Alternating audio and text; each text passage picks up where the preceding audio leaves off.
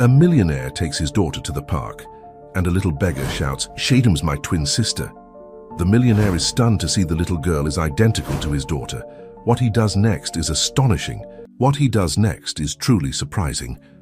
The autumn breeze rustled through Central Park's colorful leaves as Alexander Thompson checked his watch for the third time in 5 minutes. At 45, the tech mogul had mastered the art of managing billion-dollar deals, but felt strangely nervous about spending an afternoon with his 10-year-old daughter, Sophie. Their relationship had always been distant, marked by brief encounters between his endless business meetings and international flights. "Daddy, look at the ducks!" Sophie's excited voice pulled him from his thoughts.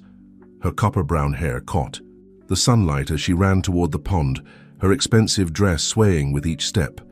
Alexander couldn't help but smile. She reminded him so much of her mother. "Be careful, sweetheart," he called out, quickening his pace to catch up with her. This afternoon was supposed to be different. After his executive assistant pointed out that he had missed Sophie's last 3 school events, Alexander cleared his entire schedule for what he hoped would be a turning point in their relationship. The park was busy with families enjoying the pleasant weather. Children played on the grass while parents chatted on nearby benches. It all seemed so normal, so far removed from the high-stakes world Alexander usually inhabited. He watched as Sophie tossed breadcrumbs to the eager ducks, her laughter echoing across the water.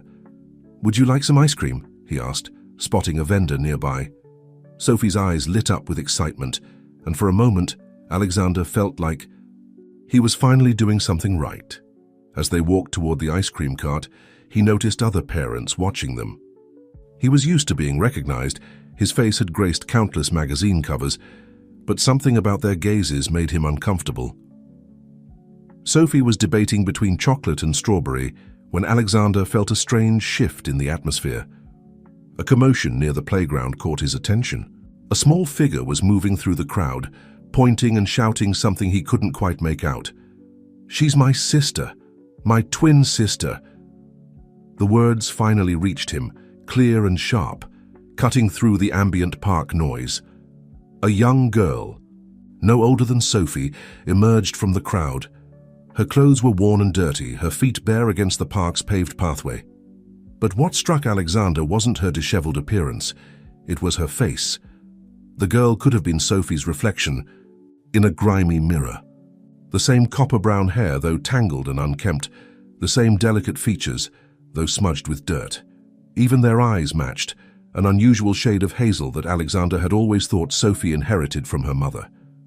Sophie dropped, her ice cream cone frozen in place as she stared at her doppelganger. The strange girl moved closer, her eyes wide with recognition and something else. Hope, perhaps, or desperation. "I knew it! I knew I'd find you!" the girl exclaimed, her voice trembling with emotion. "I've seen you in the newspapers with him." She pointed at Alexander. "I kept telling everyone at St. Mary's that you looked just like me, but nobody believed." "Me?" Alexander's mind raced.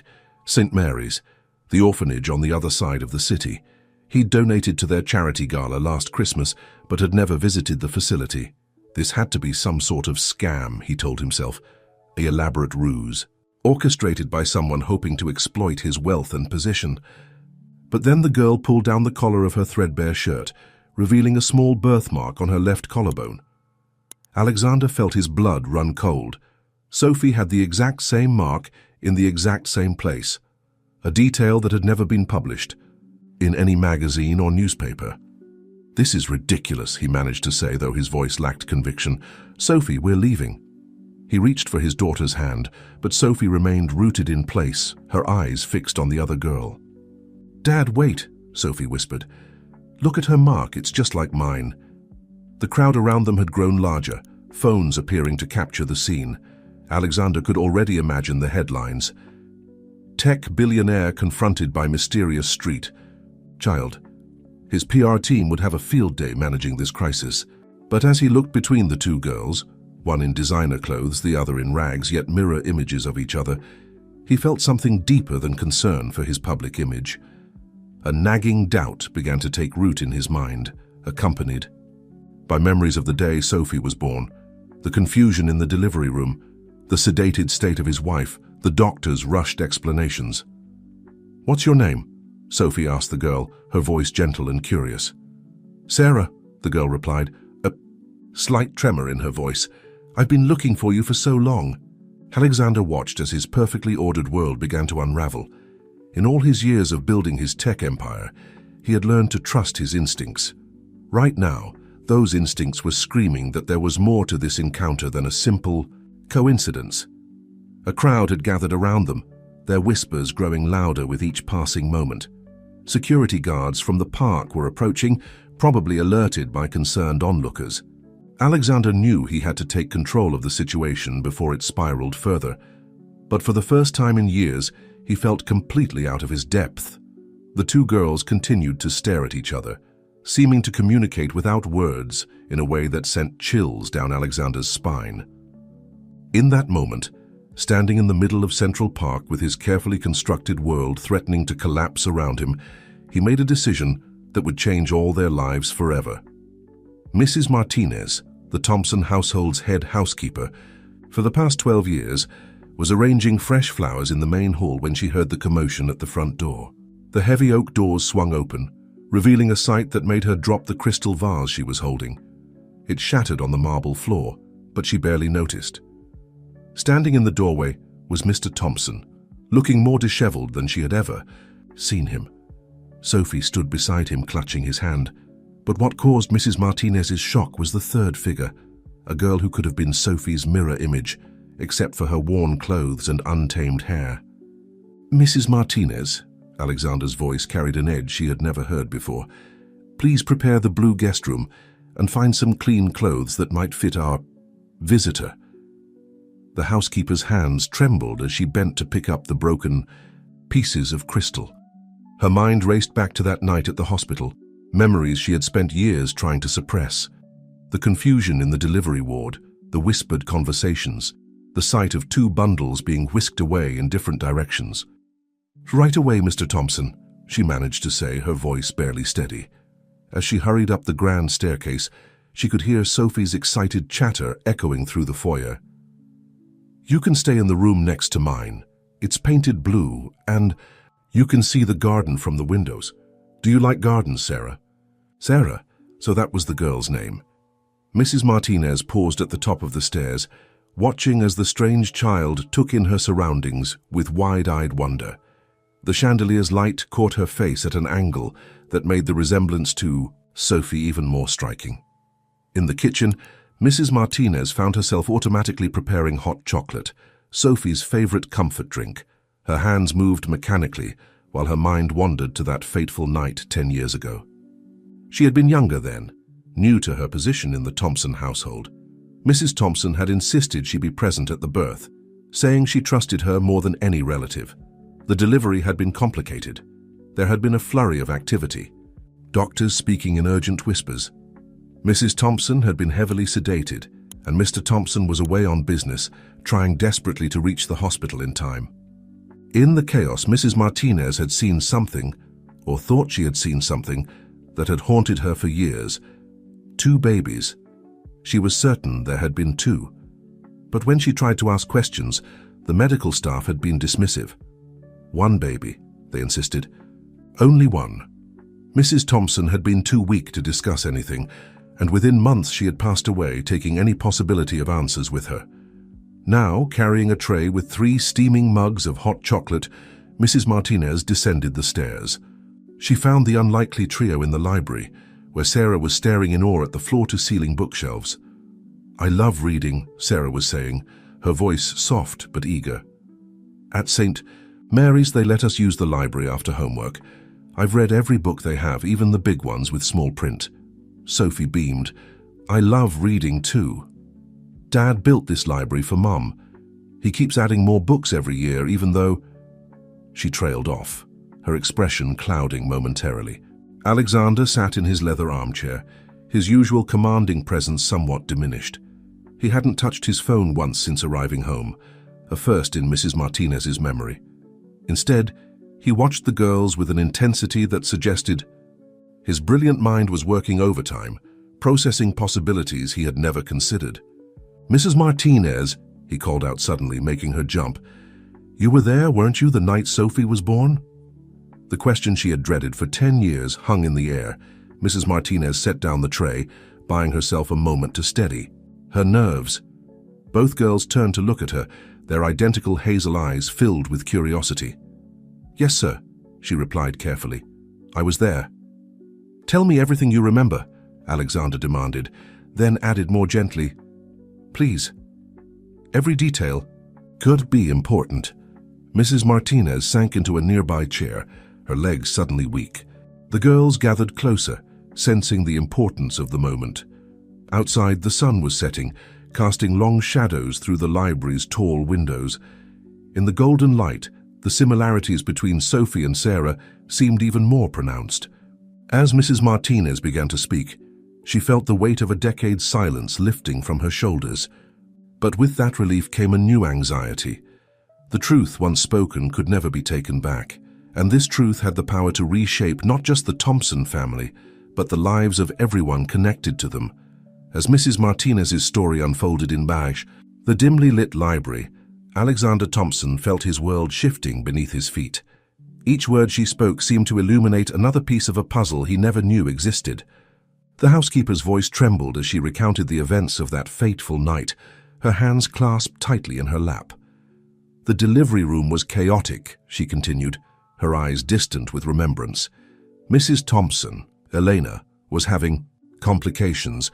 The doctors were speaking in hushed tones, moving quickly. I remember standing in the corner trying to stay out of the way, but Elena had made me promise not to leave. Sophie and Sarah sat cross-legged on the Persian rug, their identical faces rapt with attention. The setting sun cast long shadows through the library windows, creating an almost ethereal atmosphere that matched the weight of the moment. There was a moment, Mrs. Martinez said, her voice dropping to barely above a whisper, when I saw them. 2 nurses hurried past me, each carrying a bundle. I clearly remember thinking how strange it was that they were going in different directions, but when I tried to follow one of them, a doctor stopped me, saying I needed to stay with Eleanor. Alexander leaned forward in his chair, his knuckles white as he gripped the armrests. Why didn't you tell me this before? Mrs. Martinez's eyes filled with tears. I tried, Mr. Thompson. The day after, when you finally arrived at the hospital, I attempted to speak with you, but the doctors had already told you about the successful delivery of your daughter, and you were so relieved, so happy. Then, when Elena's condition worsened. She didn't need to finish the sentence. Alexander remembered those days all too well. His wife's rapid decline had consumed every thought, every moment. By the time Elena passed away 3 months later, the joy of Sophie's birth had become inextricably tangled with the grief of losing his wife. There's more, Mrs. Martinez said, reaching into her apron pocket. She withdrew an aged envelope, its edges worn soft with time. Elena gave this to me the day before she left us. She made me promise to keep it safe, to give it to you when the time was right. I've carried it with me every day since then, waiting for a sign that it was time. Alexander took the envelope with trembling hands. The paper was yellowed, and his name was written across the front in Elena's elegant handwriting. He stared at it for a long moment, memories of his wife's touch, her smile, her voice flooding back. Dad? Sophie's gentle voice broke through his reverie. Aren't you going to open it? Sarah remained silent, but her eyes were fixed on the envelope with an intensity that spoke volumes. Alexander realized that this letter might hold answers not just for him, but for both these girls who shared his wife's features. With careful movements, he broke the seal and unfolded the paper inside. Elena's familiar handwriting filled the page, though he could see places where tears had fallen, smudging the ink. My dearest Alexander, he read aloud, his voice thick with emotion. If you're reading this, then something has happened to me, and I wasn't strong enough to tell you the truth myself. I've been having dreams, Alexander. Dreams of 2 heartbeats, 2 sets of kicks. The doctors dismiss my concerns, tell me I'm being paranoid, but a mother knows. He paused, taking a shaky breath before continuing. There's something wrong here. The day of the delivery is mostly a blur, but I remember hearing 2 distinct cries. When I asked about it, they sedated me again. Alexander, if I'm right, if my instincts are correct, You must promise me you'll find out the truth. Our family deserves to be whole." The letter continued, but Alexander's voice failed him. Mrs. Martinez quietly took the paper from his hands and continued reading, her voice steady despite the tears rolling down her cheeks. "I'm writing this because I feel myself growing weaker each day, and I'm afraid I won't have the strength to investigate myself. The doctors say it's just postpartum depression, but I know it's more than that. It's the weight of this secret, this terrible uncertainty that's crushing me." Sophie had moved to sit on the arm of her father's chair, her small hand finding his. Sarah remained where she was, but her posture had changed, becoming more rigid, as if bracing herself for what might come next. "I've left a trail," Mrs. Martinez read on. "In my blue jewelry box. There's a key to a safety deposit box at first. National Bank. Inside you'll find everything I managed to discover before I became too weak to continue. Alexander, my love, if I'm wrong about all of this, then burn this letter and forget my paranoid ramblings. But if I'm right..." The letter ended there, the final words trailing off into a shaky line. The silence that followed was profound, broken, only by the ticking of the ancient grandfather clock in the corner and the distant sound of traffic beyond the mansion's walls. Alexander finally looked up, his face set with determination. "Mrs. Martinez, where is Elena's jewelry box?" "In the master bedroom's walk-in closet, sir. Top shelf behind her winter scarves. She made me promise never to move it." He stood abruptly, his mind already racing with possibilities.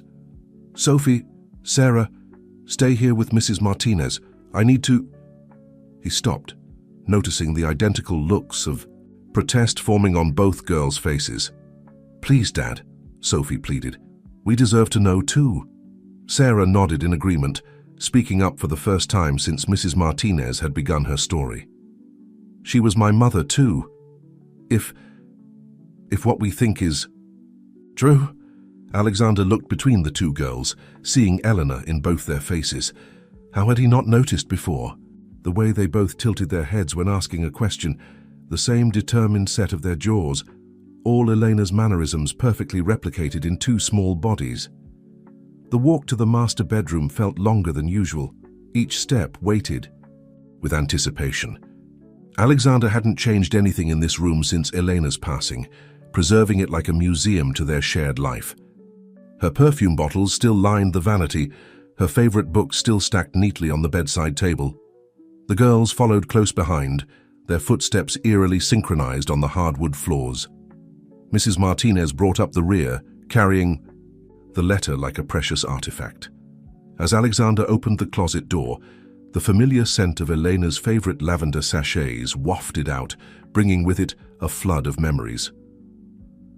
"The winter scarves," Mrs. Martinez reminded him gently, pointing to the highest shelf. Alexander reached up, his fingers finding the soft wool of Elena's collection. Behind them, partially hidden in the shadows, sat a dusty blue box with silver filigree. His hands trembled slightly as he brought it down, remembering how Elena used to open it every evening to choose her jewelry for the next day. They gathered around the bed as he placed the box in the center of the cream-colored duvet. The key was exactly where Elena had said it would be, tucked into a small velvet pocket inside the lid. Along with it was a folded piece of paper with an account number written in Elena's handwriting. "First National Bank," Alexander murmured, checking his watch. "It's nearly closing time. I know the branch manager," Mrs. Martinez offered. "Maria Delgado. We grew up together. I could call her. Ask her to wait."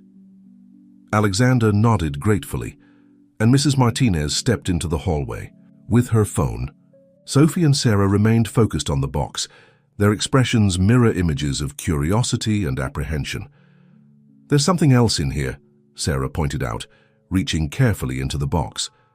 She withdrew a small photo, its edges worn with age. It showed a much younger Elena, her stomach swollen with pregnancy, standing in what appeared to be a doctor's office.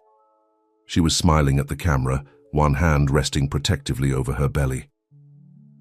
"I've never seen this picture before," Sophie whispered, leaning closer. Alexander took the photo, studying it carefully. The date stamp in the corner caught his eye. It was from an appointment just 2 weeks before the delivery. But what made his breath catch was the ultrasound image partially visible on the screen behind Elena. Even to his untrained eye, there seemed to be more than one shape in the grainy image. Mrs. Martinez returned, slightly breathless.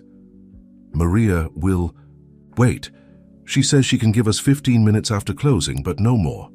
"We need to go now," Alexander decided, carefully replacing everything in the box except the key and bank information.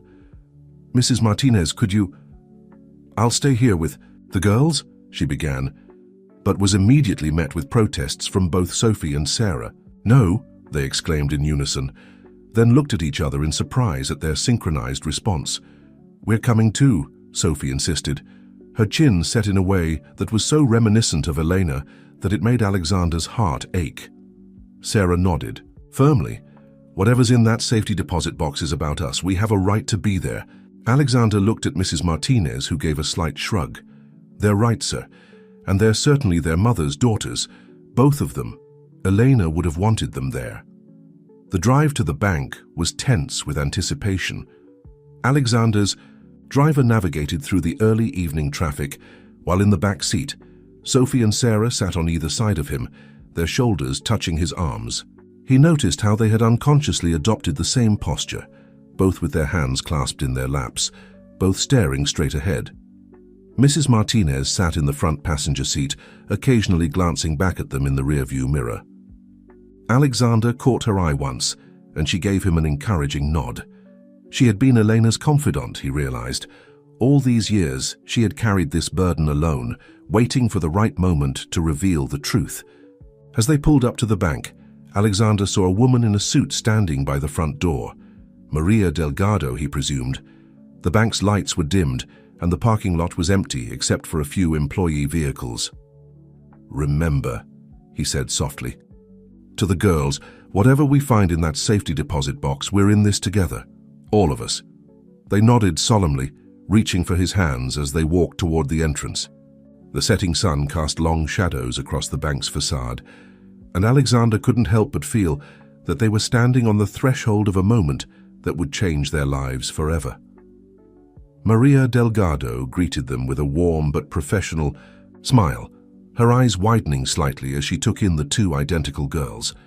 She led them through the quiet bank, their footsteps echoing in the empty space, toward the safety deposit box vault. As she input the security code and used her key, Alexander clutched Elena's key tightly in his hand. In moments, they would unlock whatever secrets his wife had discovered in her final months. He looked down at the girls beside him, one in her expensive dress, the other in borrowed clothes, both wearing identical expressions of nervous anticipation, and silently promised Elena that he would make things right no matter what they discovered. The safety deposit box vault was eerily quiet, the fluorescent lights humming overhead as Maria Delgado guided them to box number 2847. She inserted her master key, gesturing for Alexander to use Elena's key simultaneously.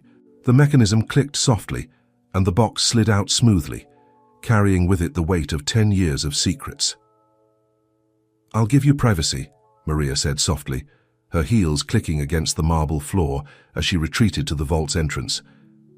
"Take as much time as you need, within reason." Alexander placed the metal box on the nearby table, aware of Sophie and Sarah pressing close on either side of him. Mrs. Martinez stood slightly behind them, her hands clasped tightly together. With careful movements, he lifted the lid, revealing a stack of documents, photographs, and a sealed envelope with his name on it, another letter from Eleanor. The first document he lifted out was a medical record dated 3 months before the girl's birth. Eleanor's elegant handwriting covered the margins with notes and questions. She had circled certain phrases multiple times: "twin heartbeats detected" and "recommend additional monitoring." "Look at this," Sarah whispered, pointing to a grainy, ultrasound image paperclip to the corner. Unlike the partial image they'd seen in the photo earlier, this one clearly showed 2 distinct shapes. Alexander's hands trembled as he set aside the medical records and picked up a thin manila folder. Inside were what appeared to be private investigator reports, dated during Elena's final months. She had been looking into the hospital, specifically into a string of irregular adoptions that had taken place around the same time as the girl's birth. "Mum knew," Sophie said softly, her voice filled with wonder and sadness. "She knew there were two of us." Sarah remained silent, but her hand found Sophie's across the table, their fingers intertwining naturally. Alexander watched the gesture, his heart constricting at this simple evidence of their connection, a connection that should have existed for the past 10 years. The next document made his blood run cold. It was a letter from a nurse who had been present during the delivery, written to Elena just weeks before her passing. The nurse expressed her guilt over what had happened, describing how the hospital's then-director, Dr. James Morrison, had orchestrated everything. "He said one of the babies was too weak to survive," Alexander read aloud, his voice tight with anger. "He told the staff to inform us that only one child had survived, while the other was secretly transferred to St. Mary's orphanage. The nurse writes that she couldn't live with the guilt anymore, but by the time she sent this letter, Elena was too weak to act on the information," Mrs. Martinez finished quietly. She could barely lift her head in those final days. At the bottom of the box lay Elena's final letter, sealed in an envelope that bore small water stains. Her tears, Alexander realized. With trembling fingers, he broke the seal and unfolded the pages within. "My dearest Alexander, Sophie and..." He had to pause, collecting himself before continuing. "And Sarah, if you're reading this, then my suspicions were right, and you finally found each other. I fought so hard to stay, to see this moment, to make things right, but I feel my strength fading, and I know I won't be here to witness your reunion." The girls pressed closer as he continued reading. "Alexander, my love, I know you'll blame yourself for not seeing the signs, for not investigating sooner. Don't. The people involved went to great lengths to hide the truth. Instead, focus your energy on healing our family, on giving our daughters the chance to know each other, to be sisters as they were always meant to be." Sarah wiped tears from her cheeks, leaving streaks in the light layer of dirt that still clung to her face from her life on the streets. Sophie immediately pulled a handkerchief from her dress pocket and handed it to her sister, the gesture so natural it seemed like they'd been doing it all their lives. "To my precious daughters," Alexander's voice cracked as he read on, "I held you both, if only for a moment, before they took you away from me. I memorized your faces, your tiny fingers, the way you reached for each other even then. Sophie, my bright morning star, and Sarah, my sweet evening light. Those are the names I whispered to you in those brief seconds we shared." Mrs. Martinez gasped softly. That's why she insisted on naming her Sophie. She wanted them to have the names she'd chosen together. "I don't know what circumstances you'll find each other in," Elena's letter continued, "but I know in my heart that you will find each other. The bond between twins is stronger than any force that might try to separate them. Sophie, Sarah, please forgive us for the years you've lost. Build new memories together. Take care of each other and take care of your father. He'll need both of you more than he knows." The letter went on to detail account numbers, trust funds that Elena had set up in both girls' names, and most importantly, the names of people who'd been involved in the separation.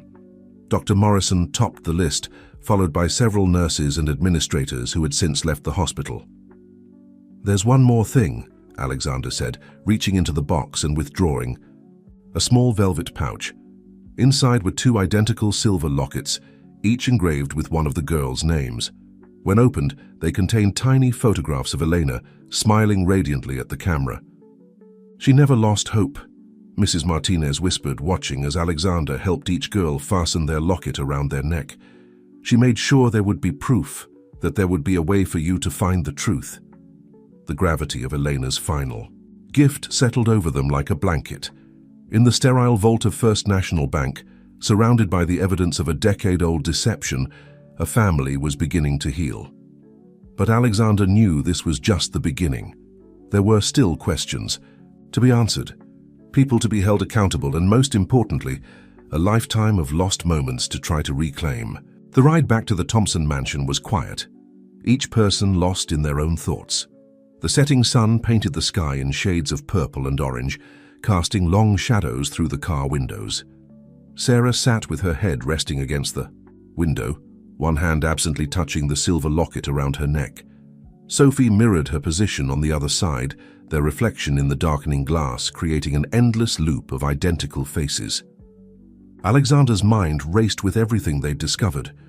The documents from the safety deposit box were secured in his briefcase, but Elena's words echoed in his thoughts. She had known, had fought to expose the truth even as her strength failed. And now, 10 years later, her final gift to their family was the chance to make things right. As they pulled into the circular driveway of the mansion, Mrs. Martinez cleared her throat softly. "I've taken the liberty of calling Rosa to prepare a proper dinner. The girls need to eat, and we all have much to discuss." Alexander nodded gratefully. In the chaos of the day's events, he'd forgotten about basic necessities like food. Sarah's eyes widened at the mention of dinner, and he was painfully reminded that her life at St. Mary's had likely been one of constant want. "First," he said as they entered the house, "Sarah needs proper clothes. Sophie, would you help your sister find something comfortable to wear?" The word sister felt strange on his tongue, but the bright smiles that lit up both girls' faces told him it was right. Sophie immediately took Sarah's hand, leading her toward the grand staircase. "My room has 2 closets," she was saying excitedly, "and I have so many clothes I never wear. Oh, you can have my blue cashmere sweater. I always thought it was too big for me, but it would look perfect on you." "Sir," Mrs. Martinez said once the girls were out of earshot, "there are arrangements that need to be made. Legal matters to consider." Alexander ran a hand through his hair, suddenly feeling the weight of the day's events. "Yes. I'll call James first thing in the morning. As my lawyer, he needs to know everything we've discovered. We'll need to move quickly to establish Sarah's identity, to secure her place in the family legally." "And what about Dr. Morrison?" Mrs. Martinez asked, her voice hardening at the name. "The man responsible for all of this?" "He'll be dealt with," Alexander replied, a steel edge entering his voice. "Elena gathered enough evidence to destroy him. But first we need to focus on Sarah, on helping her adjust to this new life." From upstairs came the sound of girlish laughter, a duet of identical voices sharing some private joke. The sound brought an unexpected smile to Alexander's face, even as tears pricked at his eyes. How many moments like this had been stolen from them? "Mrs. Martinez," he said suddenly, "I owe you an apology. You carried this burden alone for so long." She held up a hand, stopping him. "No apologies needed, sir. I made a promise to Elena, and now I've fulfilled it. Seeing those girls together, hearing them laugh, that's all the reward I need." The sound of footsteps on the stairs drew their attention. Sarah and Sophie descended together. Sarah now dressed in a simple blue sweater and jeans that could have come from any high-end department store. She had washed her face, and her hair had been neatly brushed, making the resemblance between the girls even more striking. "Dad," Sophie called out, "Sarah's never had sushi. Can we order from Nobu, please?" Alexander felt a surge of emotion at the casual way Sophie had included her sister in such a normal request. "Of course. Mrs. Martinez, would you ask Rosa to set an extra place at the table? And perhaps we could eat in the family room tonight, make it more casual." The housekeeper nodded, understanding his intention to make Sarah feel more comfortable. As she headed toward the kitchen, Alexander turned to find both girls watching him with identical expressions of curiosity. "There's something else we need to discuss," he said, gesturing for them to follow him into his study. The room with its dark wood paneling and leather furniture had always been his sanctuary. Now, as the girls settled onto the leather sofa, it felt like it was becoming something more. A place for family discussions, for building new traditions. "Sarah," he began carefully, "I want you to know that this is your home now. We'll need to handle some legal matters, but you are my daughter and this is where you belong. However, I understand if you need time to adjust, to process everything that's happened today." Sarah's fingers went to the locket around her neck, a gesture he was beginning to recognize as a self-soothing mechanism. "What about St. Mary's?" "As is to Catherine and the other girls, we'll visit them," Sophie interjected quickly. "They're part of your family too, right? So they're kind of like my family now as well." Alexander felt a surge of pride at his daughter's intuitive kindness. Sophie's right. We're not trying to erase your past, Sarah. We're just hoping to give you the future you should have had all along. Tears welled up in Sarah's eyes, but before Alexander could move to comfort her, Sophie had already wrapped her arms around her sister. The gesture was so natural, so right, that it took his breath away. In just hours, they had begun to forge the bond that had been denied them for so long. A soft knock at the door announced Mrs. Martinez's return. "Dinner will be ready in 20 minutes, she said, smiling at the scene before her. "And roses, making her special chocolate soufflé for dessert. With vanilla ice cream?" both girls asked simultaneously, then burst into giggles at their synchronized response. "Of course," Mrs. Martinez replied, her eyes twinkling. "Some things, it seems, run in the family." As Alexander watched his daughters chatting excitedly about dessert, he felt a presence in the room that he hadn't experienced in years.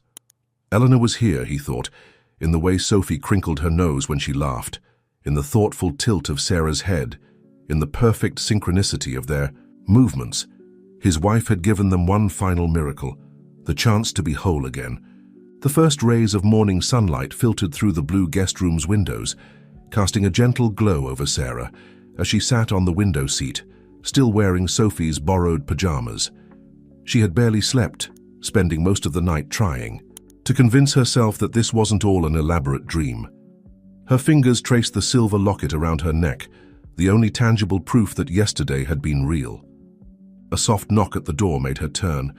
Sophie stood there, already dressed in her school uniform, her hair neatly braided. "Good morning? Did you sleep well?" Sarah smiled at her sister. The words still felt strange and wonderful in her mind. "Not really, everything feels so surreal," Sophie finished for her, crossing the room to sit beside her on the window seat. "I kept waking up to make sure you were still here. I was afraid you might disappear." The honest admission made Sarah's throat tight with emotion. "I used to dream about having a family," she confessed. "At St. Mary's, I would make up stories about my parents, about why they left me there. I never imagined that you already had a family looking for you." Sophie reached for her hand, their fingers intertwining naturally. "Dad's been on the phone since dawn. I heard him talking to his lawyer about making everything official." A knock on the doorframe interrupted them. Mrs. Martinez stood there, carrying a tray laden with breakfast foods.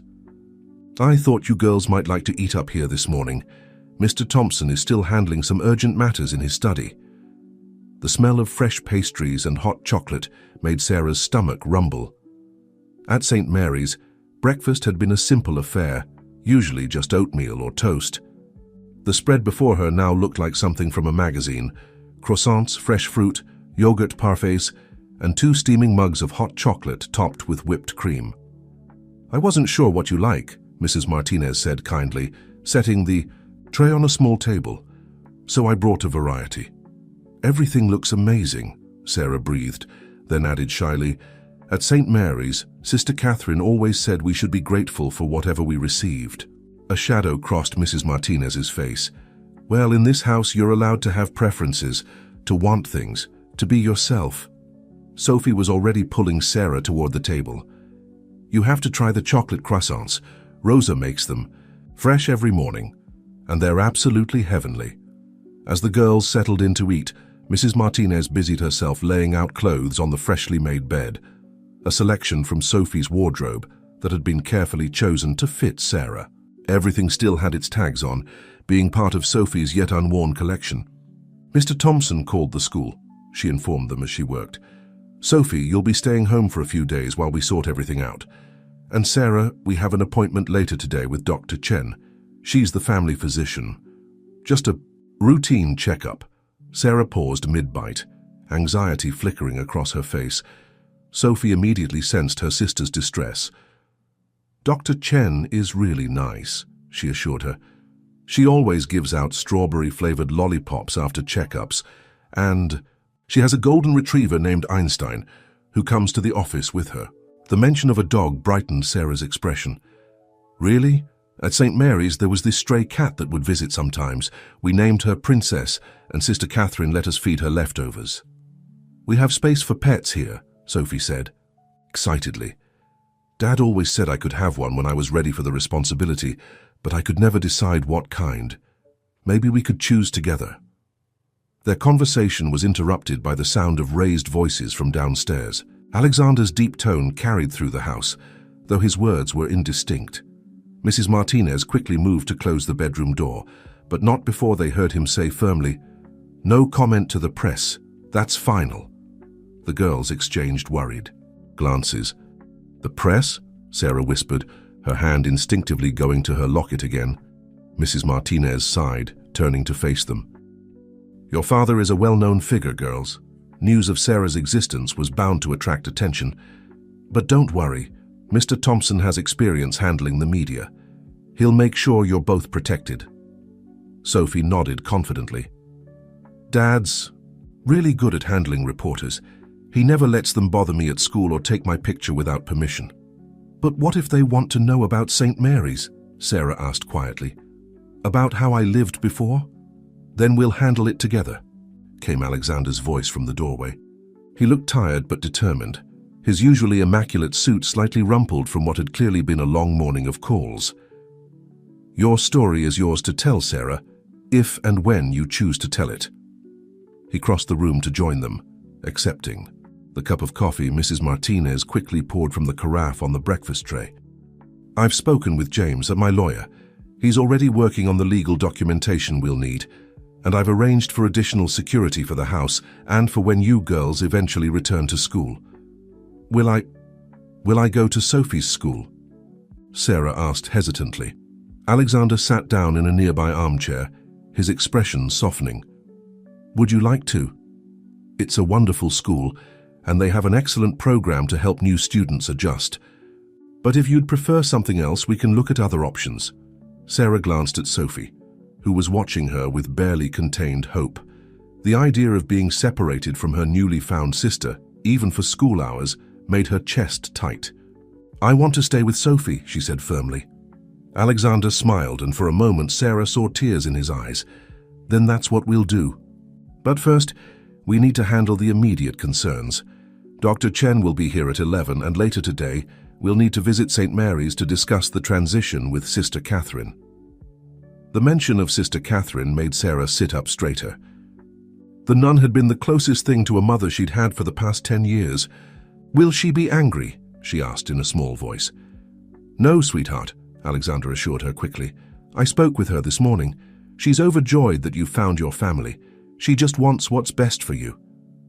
Sophie suddenly jumped up, her face bright with inspiration. "Dad, can we take Sister Catherine some of Rosa's chocolate croissants, and maybe we could set up regular visits? Sarah shouldn't have to say goodbye to everyone at St. Mary's just because she's coming home." The word home hung in the air, heavy with meaning. Sarah felt tears welling up in her eyes again, but this time they were tears of joy. Home. She had a home now, a real one, with a family who wanted her. St. Mary's orphanage looked smaller, somehow, Sarah thought, as the Thompsons' car pulled up to the familiar iron gates. The building that had been her entire world for 10 years now seemed diminished in the shadow of her new reality. Sister Catherine stood waiting on the front steps, her weathered face breaking into a warm smile as Sarah stepped out of the car. "My dear child," the nun said softly, opening her arms. Sarah ran to her, breathing in the familiar scent of lavender soap and starched fabric. "Or should I say, Miss Thompson now?" "I'll always be your Sarah too," she whispered, clinging tightly to the woman who had been her guardian for so long. When she pulled back, she saw tears in Sister Catherine's eyes. Sophie approached cautiously, holding a large basket covered with a checkered cloth. "We brought treats from our kitchen," she said shyly. "Sarah said you liked chocolate croissants." Sister Catherine looked between the two girls, marvel evident on her face. "In all my years here, I knew there was something special about you, Sarah. The way you would stare at family photographs, saying you felt like you belonged somewhere else. God works in mysterious ways, bringing you back to your family." Alexander stepped forward, extending his hand. "Sister Catherine, I can't thank you enough for taking care of Sarah all these years. I want you to know that you'll always be welcome in our home." Inside the orphanage, News of Sarah's arrival had spread quickly. Children pressed their faces against windows and peeked around corners, whispering excitedly. In the main office, Sister Catherine served tea while Alexander's lawyer, James Wilson, explained the legal proceedings that would follow. Given the evidence Mrs. Thompson collected, establishing Sarah's identity will be straightforward, James explained, spreading documents across Sister Catherine's worn desk. The DNA test results from Dr. Chen's visit this morning are just a formality. The real challenge will be handling the press. They've been calling all morning, Sister Catherine confirmed, frowning, trying to get information about Sarah's time here. We've prepared a statement, Alexander said firmly. A simple acknowledgement of a private family matter, requesting respect for the girl's privacy during this transition period. Anyone who presses beyond that will have to deal with my legal team. Outside the office, Sarah and Sophie sat on the worn wooden bench where Sarah had spent countless hours reading. A few of the younger children had overcome their shyness and gathered around, fascinated by the identical girls in their matching outfits. "Will you still visit us?" 6-year-old Lucy asked Sarah, her lower lip trembling slightly. "Of course, I will," Sarah assured her, pulling the little girl into a hug. "And maybe sometimes you can all come visit me too. We have a huge garden perfect for playing games. And a tree house," Sophie added enthusiastically. "Dad built it when I was 7, but I never really used it much. It would be more fun with friends." The door to Sister Catherine's office opened, and Alexander emerged with James and the nun. "Girls, it's time to gather Sarah's belongings. Sister Catherine has given permission for Sophie to help you pack." Sarah led the way to the dormitory she had shared with 5 other girls. Her bed, now stripped of its sheets, stood in the corner by the window. Underneath was a single cardboard box containing all her worldly possessions, a few worn books, some hand-me-down clothes, and a small collection of treasures she'd gathered over the years. "Is this everything?" Sophie asked softly, looking at the meager collection. Sarah nodded, picking up a small stone painted to look like a ladybug. "Lucy made this for my last birthday. And this," she held up a frayed friendship bracelet, "was from Maria before she was adopted last year. We'll make a special place for them in your new room," Sophie promised. "Every treasure has a story, Dad always says. These are part of your story." As they packed, other girls filtered into the dormitory to say goodbye. There were tears and hugs, promises to write and visit. Sister Catherine appeared with a photo album she had kept of Sarah's time at St. Mary's. "For your new family," she said, handing it to Alexander, "so they can see the wonderful girl we've had the privilege of knowing these past 10 years. In the car ride home, Sarah sat quietly, the photo album open on her lap.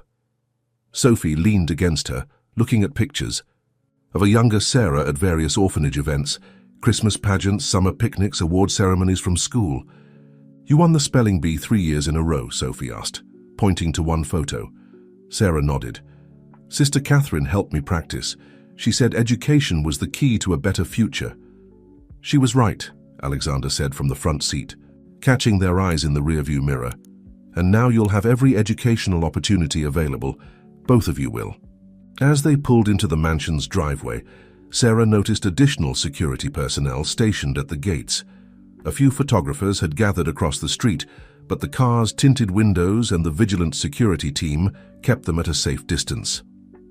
"Home sweet home," Sophie announced as they entered the house. "Now we can finally start making your room exactly how you want it. Dad says we can redecorate everything." Mrs. Martinez met them in the foyer, her face concerned. "Mr. Thompson, there's something you need to see." She handed him a tablet displaying a news website. Alexander's expression darkened as he read. "What is it, Dad?"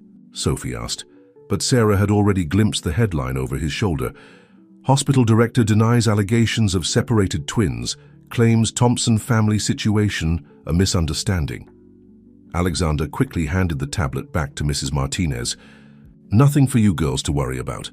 Why don't you go up and start planning Sarah's room? I believe Rosa mentioned something about fresh cookies in the kitchen too." As the girls headed upstairs, Sarah couldn't help but overhear Alexander's quiet words to Mrs. Martinez. "Get James back here. If Morrison wants to play this game, He's about to learn what happens when you mess with my family." Sophie squeezed her hand, drawing her attention back. "Come on," she said brightly. "I have some interior design magazines we can look through. What's your favorite color?" Sarah smiled, pushing away her worries about headlines and hospital directors. "Blue," she said firmly, "like our room at St. Mary's. Sister Catherine always said it was the color of hope." The following morning, Alexander sat in his home office, surrounded by stacks of documents and multiple screens displaying news coverage of the situation. James Wilson paced the room, phone pressed to his ear, while Mrs. Martinez served fresh coffee and occasionally glanced worriedly at the security feeds showing the growing media presence outside the gates. "This is unacceptable," James said firmly, into his phone. "Dr. Morrison's statement isn't just misleading, it's a direct attempt to discredit our evidence." He paused, listening. "No, we're not interested in a private meeting. Any discussions will take place with all parties' legal representatives present." Alexander rubbed his temples, feeling the beginning of a headache. The morning papers had run Dr. Morrison's statement as their leading story, casting doubt on Elena's evidence and suggesting that Sarah's resemblance to Sophie was merely a remarkable coincidence. Some outlets had even hinted that Alexander might be the victim of an elaborate scam. A soft knock at the door interrupted his thoughts. Sophie and Sarah stood in the doorway, still in their pajamas, their matching faces concerned. "Dad," Sophie ventured, "we saw the news on my tablet." "Girls, you shouldn't be worrying about this," Alexander began, but Sarah stepped forward, her chin raised in a gesture that reminded him startlingly of Eleanor. "It's our story too," she said quietly but firmly. "We deserve to know what's happening." James ended his call and exchanged glances with Alexander, who nodded slowly. "You're right," he acknowledged, gesturing for the girls to come in. They settled on the leather sofa, shoulders touching, as Mrs. Martinez discreetly closed the door. "Dr. Morrison is trying to protect himself," Alexander explained carefully. "He's afraid of what might happen if people discover he was involved in separating you two. But we have your mother's evidence, and now we have the DNA results from Dr. Chen confirming you're identical twins." "So why doesn't he just admit what he did?" Sophie asked, frowning. "Because it's not just about you two anymore," James interjected gently. "If Dr. Morrison admits to being involved in your separation, it could lead to investigations into other possible cases. His entire career, his reputation, everything would be at risk." Sarah's hand went to her locket, a gesture that Alexander was beginning to recognize as her way of finding courage.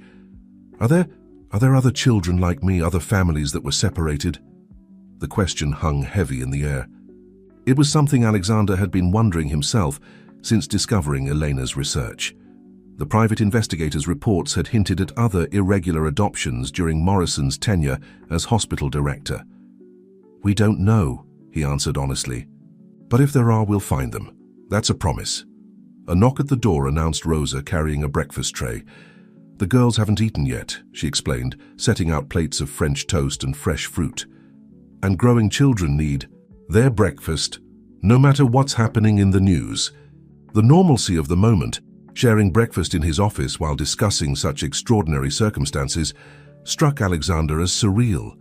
Yet watching his daughters eat together, finishing each other's sentences and sharing knowing looks, he felt a profound sense of rightness beneath all the chaos. "Dad?" Sophie said suddenly. "I have an idea. What if we told our story first before Dr. Morrison and the newspapers make up their own version?" Sarah nodded enthusiastically. "We could talk about how we found each other, show people Mum's evidence. Maybe if everyone knows the truth, other families will come forward too." James straightened in his chair. "It's not a bad idea, actually. Controlling the narrative would give us a significant advantage. We could do an exclusive interview with a respected journalist, someone who would handle the story with appropriate sensitivity." Alexander looked at his daughters, seeing the determination in their identical faces. They were so young to be dealing with such complex situations, yet they were showing remarkable strength and wisdom. Elena would have been proud. "If we do this," he said slowly, "we do it as a family. No separate interviews, no sensational headlines, just the truth told in our own words." Mrs. Martinez, who had been quietly observing, spoke up. I know someone who might be perfect. Catherine Bennett from the Sunday Chronicle. She's known for her investigative work in family justice cases, and she has a reputation for being thorough but compassionate. I remember her, Alexander nodded. She did that series on adoption reform last year, but girls, are you sure you're ready for this? Once we go public with the full story, there's no going back. The twins exchanged a look, one of those wordless communications they seemed to have mastered in their short time together. We're sure, they said in unison. James was already pulling out his phone. I'll have my team draft a formal statement and reach out to Ms. Bennett. We'll need to move quickly before Morrison can spin this any further. And I'll have Rosa prepare something special for dinner, Mrs. Martinez added. The girls will need their strength for what's coming. As the adults began making arrangements, Sarah and Sophie remained on the sofa, their breakfast forgotten. Sarah leaned her head on her sister's shoulder, a gesture that had become natural over the past few days. Are you scared? She whispered. Sophie squeezed her hand. A little. But we have each other now. And we have Dad, and Mrs. Martinez, and everyone else who loves us. We are stronger together. Looking at them, Alexander felt a fierce surge of protective love. They were right, this was their story to tell, and he would make sure they had every support, every protection, every advantage in telling it. Morrison and his allies were about to learn that the Thompson family was not to be underestimated. Catherine Bennett sat in the Thompson mansion's sunlit conservatory, her recorder placed carefully on the table between them. She had arrived early that morning, taking in the enhanced security presence and the small group of photographers still camped outside the gates. But here in this peaceful space, surrounded by Elena Thompson's carefully tended orchids, the outside world seemed distant.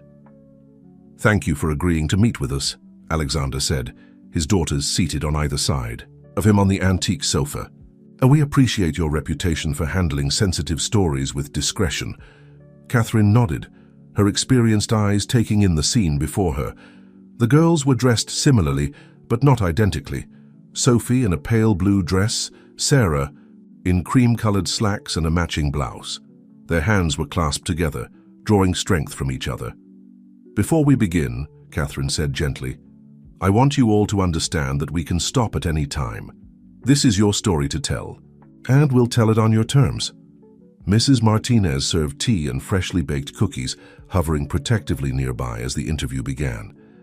Catherine started with the basics, the chance encounter in the park, the immediate recognition of their similarities, the discovery of Elena's hidden evidence.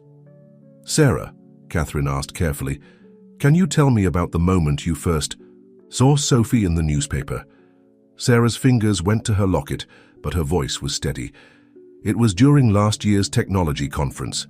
Dad, Mr. Thompson then, was on the cover of the Business Weekly, and Sophie was in one of the photos with him. I kept the magazine hidden under my mattress at St. Mary's. Sometimes at night I'd look at it and wonder why someone who looked so much like me lived such a different life. Sophie squeezed her sister's hand.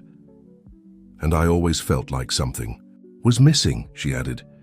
Dad used to find me looking through Mum's old photos for hours, like I was searching for something I couldn't name. Catherine turned to Alexander. When did you first begin to suspect that Elena's concerns might have merit? The moment I saw Sarah's birthmark, he replied, his voice thick with emotion. Identical placement, identical shape. But it was Elena's letter that confirmed everything. She knew, somehow she knew what had happened. She spent her final months gathering evidence, preparing for the day when the truth would come out. The interview continued, moving through the events of the past week. Catherine listened intently as they described the discoveries in the safety deposit box, the DNA confirmation, and Dr. Morrison's attempts to discredit their story. Mrs. Martinez, Catherine called to the housekeeper, who had remained nearby, would you be willing to share your perspective? You were present at the hospital that day. Mrs. Martinez stepped forward, smoothing her apron nervously. I saw 2 babies, she said firmly. I've carried that knowledge for 10 years, wondering if I should have spoken up sooner. Elena knew something was wrong. She could feel it. But by the time she had proof, she was too weak to fight anymore. Catherine's questions were thorough but gentle, allowing each person to tell their part of the story in their own way. When she asked about Dr. Morrison's recent statements, Alexander's expression hardened. "He's trying to protect himself at the expense of my daughters," he said. "But Elena left us irrefutable evidence. The DNA tests confirm what we already knew in our hearts. Sarah and Sophie are twins, separated at birth through his actions. And what do you hope will come from sharing your story?" Catherine asked, directing the question to the girls. The twins exchanged glances before Sarah spoke. "We want other families to know the truth. Maybe there are more children out there like me wondering why they feel incomplete. They deserve to find their families too." Sophie nodded. "And we want to finish what Mom started. She fought so hard to expose the truth. We need to be brave like she was." As the interview drew to a close, Catherine turned off her recorder and sat back, visibly moved by what she had heard. "This is more than just a story about separated twins," she said thoughtfully. "It's about a mother's love reaching beyond her time, about sisters finding each other against impossible odds, about truth prevailing over deception." "When will the article be published?" Alexander asked, his arm protectively around both girls. "Sunday's edition," Catherine replied. "I'll send you a draft to review first, of course. And I promise you, this story will be told with all the dignity and respect it deserves." After Catherine left, the family remained in the conservatory. The late afternoon sun cast long shadows through the orchids, creating patterns on the tiled floor. Mrs. Martinez brought fresh tea and sat with them, all of them processing the emotional weight of sharing their story. "Do you think it will make a difference?" Sarah asked quietly. Telling everyone what happened, Alexander pulled both girls closer. "Your mother believed that the truth always finds its way into the light. She trusted that when it did, it would help not just our family but others too. And she was right. She's still right." Sophie rested her head on his shoulder. "I wish she could see us now, all of us together." "She can," Mrs. Martinez said softly, looking at the orchids Elena had so lovingly tended. "Mothers always find a way to watch over their children." As if in response to her words, a gentle breeze stirred the flowers, carrying with it the faintest scent of Elena's favorite perfume. The twins smiled at each other, their free hands touching their lockets in perfect synchronization. The story would break on Sunday, and with it would come new challenges, new scrutiny, new battles to face. But in that moment, surrounded by Elena's flowers and wrapped in the love of their growing family, they were ready for whatever came next. Sunday morning arrived with an unusual stillness over the Thompson mansion. Alexander sat in his study, the advance copy of the Sunday Chronicle spread before him on his desk. Catherine Bennett's article occupied the entire front page, accompanied by a carefully chosen photograph of the twins sitting in the conservatory, surrounded by Elena's orchids. The headline read, "A Mother's Final Gift, the Untold Story of the Ulme." Thompson twins. The article was everything they had hoped for, compassionate, thorough, and undeniably powerful. Catherine had woven together Elena's evidence, the hospital records, and the family's personal narrative into a compelling exposé that left no room for doubt about the truth of their story. "Sir." Mrs. Martinez appeared at the door, her face tense. "You might want to see this." She handed him her tablet open to a breaking news alert. Dr. Morrison had called an emergency press conference at the hospital. The live stream showed him standing at a podium, his usual confidence notably absent as he faced a barrage of questions from reporters. "I need to wake the girls," Alexander said, rising from his desk. "They should hear whatever he has to say." But when he reached the hallway between their rooms, he found both doors open. Sophie and Sarah were already awake, huddled together on Sarah's window seat with Sophie's tablet between them, watching the same live stream. "Dad," Sophie called out softly, making room for him to join them. "He looks scared." On the screen, Dr. Morrison cleared his throat, his hands visibly shaking as he adjusted his microphone. "In light of recent revelations and after careful consideration, I feel compelled to address the allegations made in today's Sunday Chronicle." Sarah leaned closer to the screen, her hand automatically finding her sister's. They watched as the man responsible for their separation began to crack under the pressure of truth. "While I maintain that all actions taken at this hospital were intended to be in the best interests of our patients," Morrison continued, his voice strained. I acknowledge that serious errors in judgment may have occurred during my tenure as director. May have occurred, Alexander muttered, but the girls shushed him, intent on hearing more. The case of the Thompson twins has brought to light certain irregularities in our past procedures. I am announcing my immediate resignation as hospital director and my full cooperation with any investigations into these matters. The press room erupted into chaos, reporters shouting questions as Morrison visibly wilted under the onslaught. But one voice cut through the noise, clear and determined. Dr. Morrison, are there other cases, other families who were separated? The former director's face went pale. Before his aide could usher him away from the podium, he uttered 7 words that would change everything. There may have been similar situations. Yes. Mrs. Martinez appeared in the doorway, holding a cordless phone. Mr. Thompson, James, is on the line. He says the hospital's board of directors is calling an emergency meeting. They want you to attend. Alexander looked at his daughters, seeing the mixture of emotions playing across their identical faces. Girls, I need to handle this. Mrs. Martinez will stay with you and I'll have extra security. We want to come, they said in unison. This isn't just about us anymore, Sarah added quietly. Sophie nodded. If there are other families like ours, they need to know they're not alone. Mum would want us to help them. Alexander felt a surge of pride mixed with concern. His daughters were showing remarkable strength and maturity, but they were still so young to be dealing with such heavy issues. Let me talk to James first, he compromised. We'll figure out the best way to handle this. Sister Margaret greeted them at the entrance, her kind face showing signs of both hope and worry. Thank you for coming, she said warmly. Emma and Mrs. Chen are waiting in my office. I should warn you, Emma's gotten quite excited about the possibility of answers, despite our attempts to manage her expectations. Inside the office, they found a scene that struck them all with its familiar elements. A girl about their age sat next to a tired-looking woman, both of them clutching hands just as Sarah and Sophie often did. Emma looked up as they entered, and her eyes immediately locked onto the twins. Oh my God, she whispered, her free hand flying to her mouth. Mrs. Chen looked confused until Sister Margaret gently explained, these are the Thompson twins. Their case was the one that opened the investigation into the hospital's practices. We read about you, Emma said, her voice trembling slightly. Your story. It gave me hope that maybe I wasn't imagining things all these years.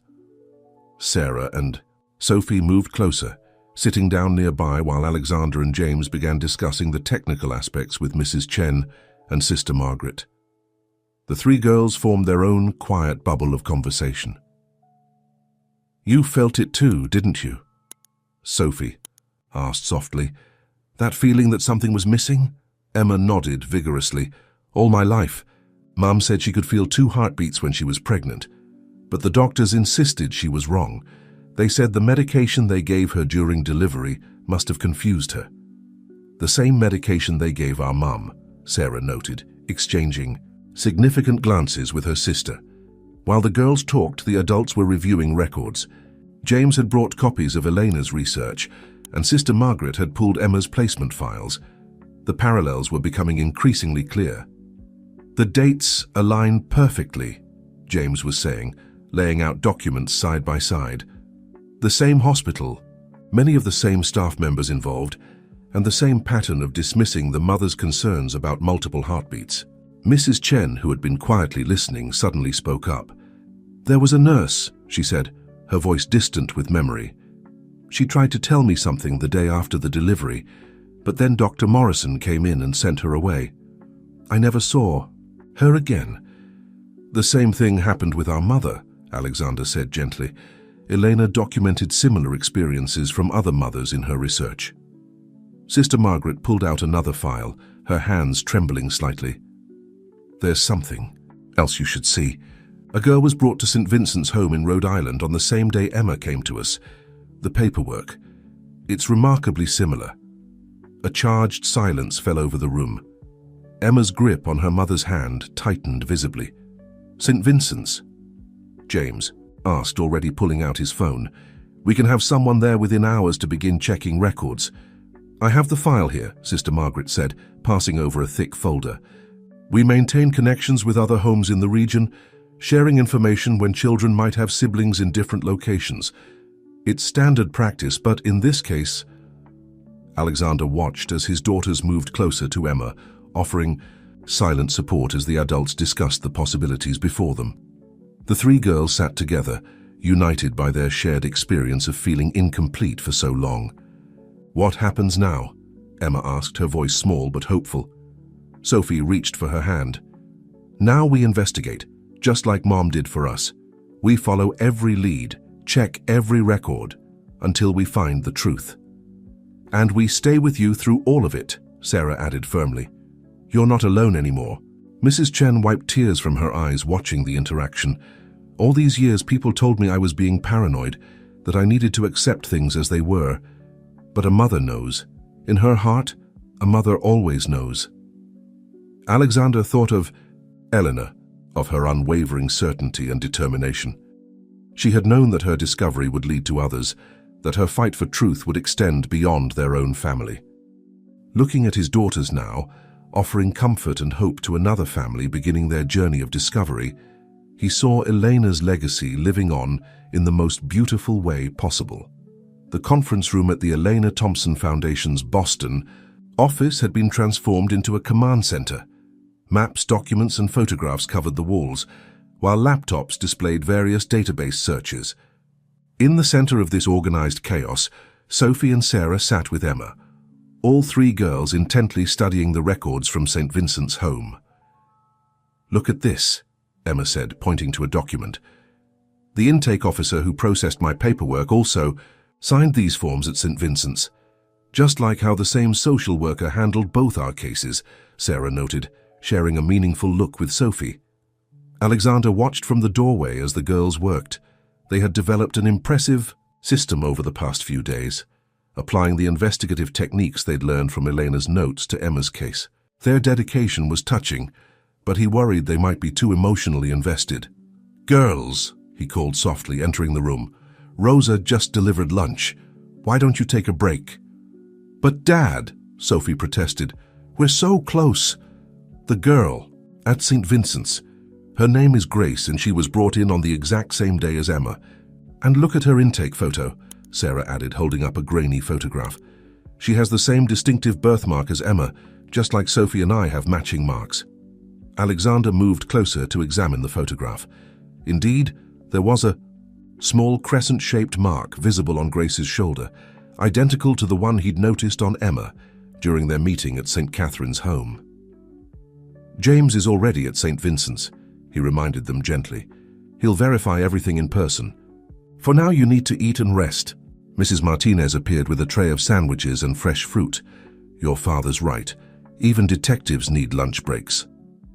The girls reluctantly stepped away from their work, but their conversation over lunch remained focused on the case. "Emma," Sarah asked carefully, "how are you feeling about all this, about possibly having a twin sister?" Emma played with her sandwich, her expression thoughtful. "It's overwhelming, but in a good way. All my life, I've had this feeling that something was missing.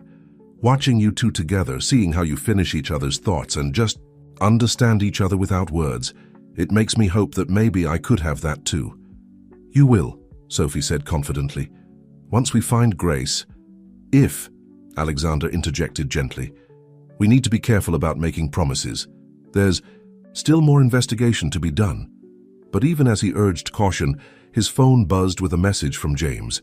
The lawyer had made significant progress at St. Vincent's, discovering more connections between the two cases. The same doctor who had handled Emma's birth had signed off on Grace's placement paperwork. The same unusual medications had been administered to both mothers during delivery. "Dad?" Sophie's voice pulled him from his thoughts. "Your phone kept buzzing. Is it news from Mr. Wilson?" Alexander looked at the eager faces before him, remembering how it felt when they were uncovering the truth about Sarah. "He's found some promising leads," he admitted, "but we need to verify everything before taking next steps." "Could we maybe look for a recent picture of Grace?" Emma asked hesitantly. Just to see? The girls turned to Alexander with pleading expressions that reminded him so much of Elena, it made his heart ache. How many times had she looked at him that same way, asking him to believe in seemingly impossible things? All right, he conceded, but let's be methodical about this. What would your mother's notes suggest as the next step? The twins exchanged excited glances before Sophie grabbed Elena's research notebook. Mom always said to follow the paper trail first, she recited. Look for patterns in dates, names, and locations. Sarah nodded, already pulling up a database. It's on her laptop, and cross-reference everything with hospital records from that period. Emma watched them work with a mixture of awe and hope. Your mum really thought of everything, didn't she? She knew the truth would come out eventually, Alexander said softly. She just wanted to make sure there was a clear path to follow. When it did. As the afternoon progressed, more pieces began falling into place. James sent regular updates from St. Vincent's, each one adding weight to their theory. Grace had been placed in the home under circumstances remarkably similar to Sarah's placement at St. Mary's. The same vague explanations, the same rushed paperwork, the same pattern of dismissed concerns. Mr. Thompson, Mrs. Martinez appeared, at the door. Mrs. Chen is here. She says she has something important to share. Rebecca Chen entered the conference room clutching an old shoebox. Her hands trembled slightly as she placed it on the table. I've kept these all these years, she said, removing the lid to reveal a collection of hospital papers, photographs, and diary entries. After Emma was born, I started documenting everything, just like your wife did. I thought people would say I was crazy, so I kept it hidden. But when I read about your case, Emma moved to her mother's side, wrapping an arm around her shoulders. The gesture reminded Alexander of how Sophie and Sarah often comforted each other. I heard two distinct cries, Mrs. Chen continued, her voice thick with emotion, before they gave me the medication that made everything fuzzy. And later, when I tried to ask questions, Dr. Morrison said the same things he told your wife, that I was confused, that the medication had affected my memory. Alexander began carefully examining the documents from the box, his experienced eyes catching details that others might miss. The similarities to Elena's case were striking, not just in the medical records, but in the way both mothers had fought to preserve the truth they knew in their hearts. Mum, Emma whispered, hugging her mother tighter, why didn't you tell me about all this? I didn't want to burden you with what I couldn't prove, Mrs. Chen replied. But when I saw the article about the Thompson twins, when I read about Eleanor's investigation, I knew it was time to bring these out of hiding. The girls had gathered around the box, carefully examining its contents with the reverence of archaeologists uncovering ancient treasures. Each document they found seemed to strengthen the connection between Emma and Grace's cases. Dad, Sophie said suddenly, holding up a photograph. Look at this. It was a delivery room photo, taken moments after Emma's birth. In the background, partially visible through a doorway, was a second bassinet being wheeled away by a nurse. The same nurse, who appeared in Elena's documentation of other cases. Alexander felt a familiar surge of emotion, the same feeling he'd experienced when they'd first discovered the truth about Sarah. History was repeating itself, but this time, they had the tools and knowledge to help another family find their way back together. The following morning brought news that would change everything. James arrived at the Foundation's office early, his expression a mixture of excitement and caution as he called everyone into the conference room. I've just finished speaking with Sister Angela at St. Vincent's, he announced, spreading photographs across the table. Grace has been living in Providence, Rhode Island, less than 2 hours from here, and there's more. She's been experiencing the same inexplicable feelings of connection that Emma described. Emma, who had been staying with the Thompsons during the investigation, leaned forward to examine the most recent photograph of Grace. The resemblance was undeniable. The same heart-shaped face, the same distinctive amber eyes that had caught everyone's attention in Emma's intake photos. She looks just like me, Emma whispered, her fingers tracing the outline of Grace's face in the photograph. Even the way she tilts her head when she smiles. Grace has agreed to meet, James continued, watching Emma carefully. Sister Angela explained our investigation to her and her foster family. They're willing to come to Boston this afternoon. The room erupted in excited chatter, but Alexander noticed Sarah and Sophie exchange knowing looks. They understood better than anyone the complex emotions that came with such a meeting. "Emma," Sophie said gently, "would you like us to help you prepare? We remember how overwhelming our first meeting was." Emma nodded gratefully, her eyes never leaving Grace's photograph. What do I say to her? How do I explain that I've felt her absence my whole life without sounding crazy? "You don't have to explain that part," Sarah assured her. "If she's your twin, she'll understand without words. We did." Mrs. Martinez, ever practical, began organizing the details. "We should use the small conference room for the meeting. It's more intimate. And I'll have Rosa prepare a selection of snacks. Having something to focus on can help ease the tension." As the adults discussed logistics, the three girls retreated to their corner of the office. Sophie and Sarah shared their experience of first meeting, while Emma listened intently, occasionally touching the photograph as if to reassure herself that it was real. "The hardest part," Sophie explained, "was holding back all the questions we had. We wanted to know everything about each other right away." Sarah nodded in agreement. "But then we realized we had time. We didn't have to squeeze a lifetime into one meeting." "Did you feel it right away?" Emma asked. "The connection?" The twins shared another look before Sophie answered. "Yes, but it was overwhelming at first. Like suddenly having access to a part of yourself you didn't know was missing." The hours leading up to the meeting passed in a blur of preparation. Emma alternated between nervous excitement and quiet contemplation, while Mrs. Chen sat nearby, holding her daughter's hand and sharing meaningful glances with Alexander. They both understood the weight of this moment, the potential for healing and the risk of reopened wounds. Finally, James's phone buzzed with a message. "They're here," he announced softly. The Foundation's security team had arranged for Grace and her foster family to enter through a private entrance, avoiding the media that had begun gathering outside since news of another potential case had leaked. Emma stood as the conference room door opened, her mother's hand tight in hers. Sophie and Sarah moved closer, offering silent support on either side. The girl who entered could have been Emma's reflection. She had the same amber eyes, the same nervous habit of tucking hair behind her ear. For a moment, the two girls simply stared at each other, recognition and wonder playing across their identical faces. "Hi," Grace said softly, her voice trembling slightly. "I'm Grace." "Emma," came the equally soft reply. They moved toward each other slowly, as if drawn by an invisible force. When they were close enough to touch, both girls reached out simultaneously, their hands meeting in the middle. "How you have it too," Grace whispered, pushing up her sleeve to reveal the crescent-shaped birthmark on her shoulder. Emma nodded, showing her matching mark. "I used to think I was the only one who felt like this, like I was somehow incomplete. Like there was an echo where something else should be," Grace finished, tears filling her eyes. Their foster parents and Mrs. Chen watched from opposite sides of the room as the girls began to talk, their words tumbling out faster and faster as they discovered shared traits, similar interests, parallel experiences. Alexander moved to stand beside Mrs. Chen, who was watching the scene with tears streaming down her face. "They found each other," she said softly. "After all these years, they finally found each other." Sophie and Sarah sat nearby, their own hands clasped together as they witnessed another pair of sisters beginning their journey of reconnection.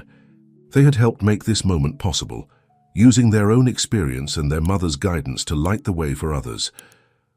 "Dad," Sophie said quietly, "do you think there are more families out there waiting to be reunited?"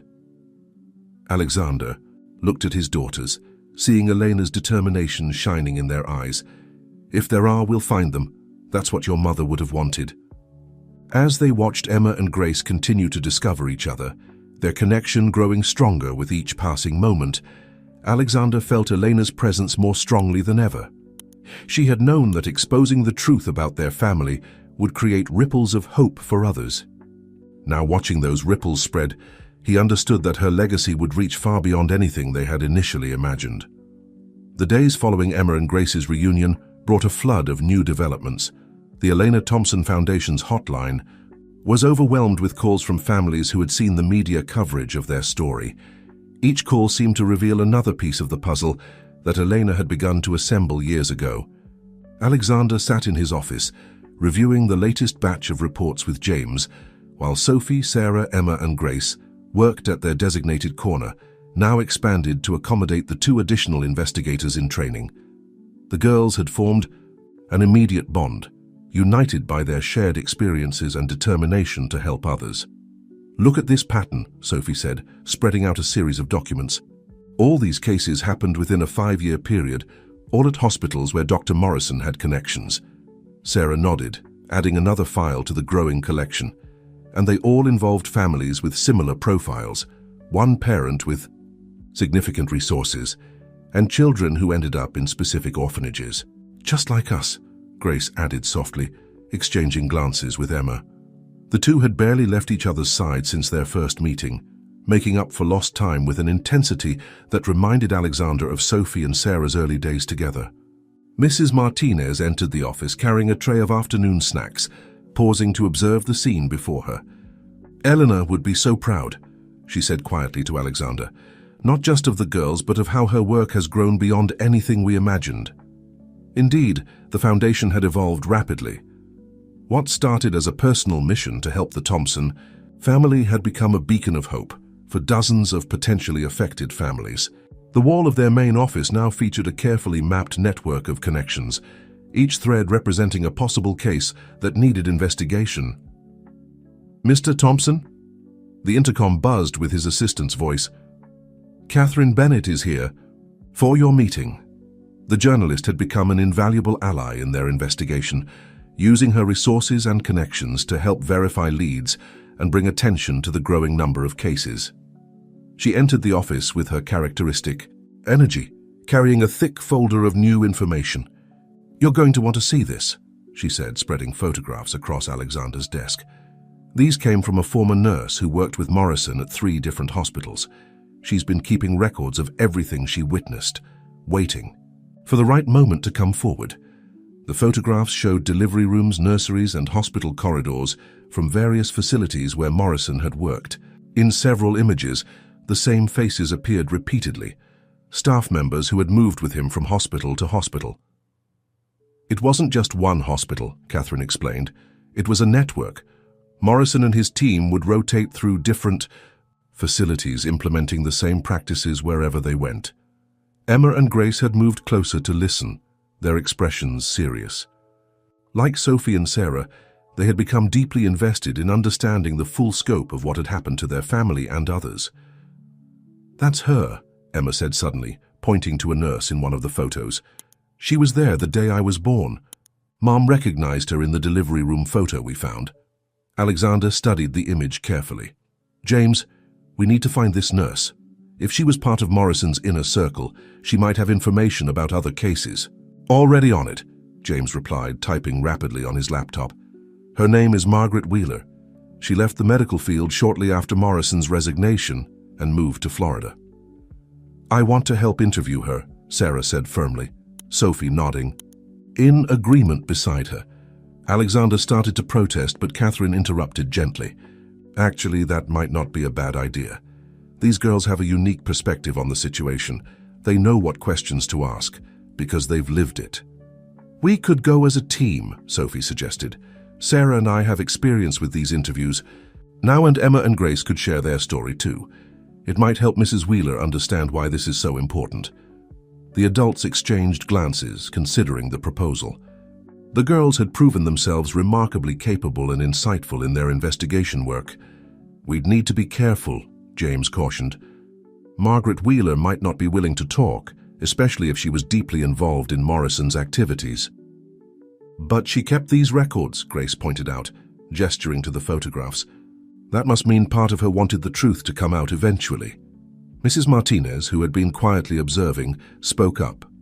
Perhaps seeing these girls, living proof of what was done, might be exactly what she needs to finally tell her story.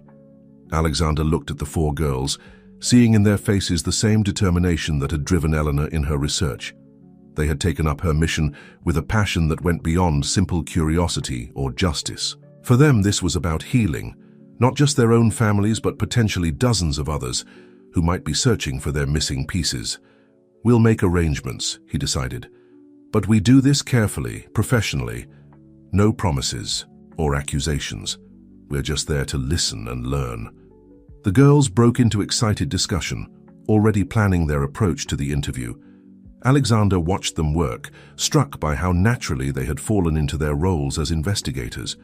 Emma and Grace had brought new energy and perspective to the team, while Sophie and Sarah had become mentors of sorts, sharing what they had learned from their own journey. Catherine began organizing her notes, a slight smile playing on her lips. "You know," she said to Alexander, "when I first covered your family's story, I thought it was extraordinary. Now I realize it was just the beginning of something much bigger." "Elena knew," Alexander replied softly, watching the girls huddled together over their research. "Somehow, she knew that bringing our family's truth to light would help others find their way home too." The Florida sun beat down on the rental car as it wound through a quiet residential neighborhood in Tampa. Alexander glanced in the rearview mirror at the four girls in the back seat, all wearing matching Elena Thompson foundation polo shirts, their idea of presenting a professional image for the interview. "Remember," James reminded them from the passenger seat, "Mrs. Wheeler agreed to speak with us, but she's understandably nervous.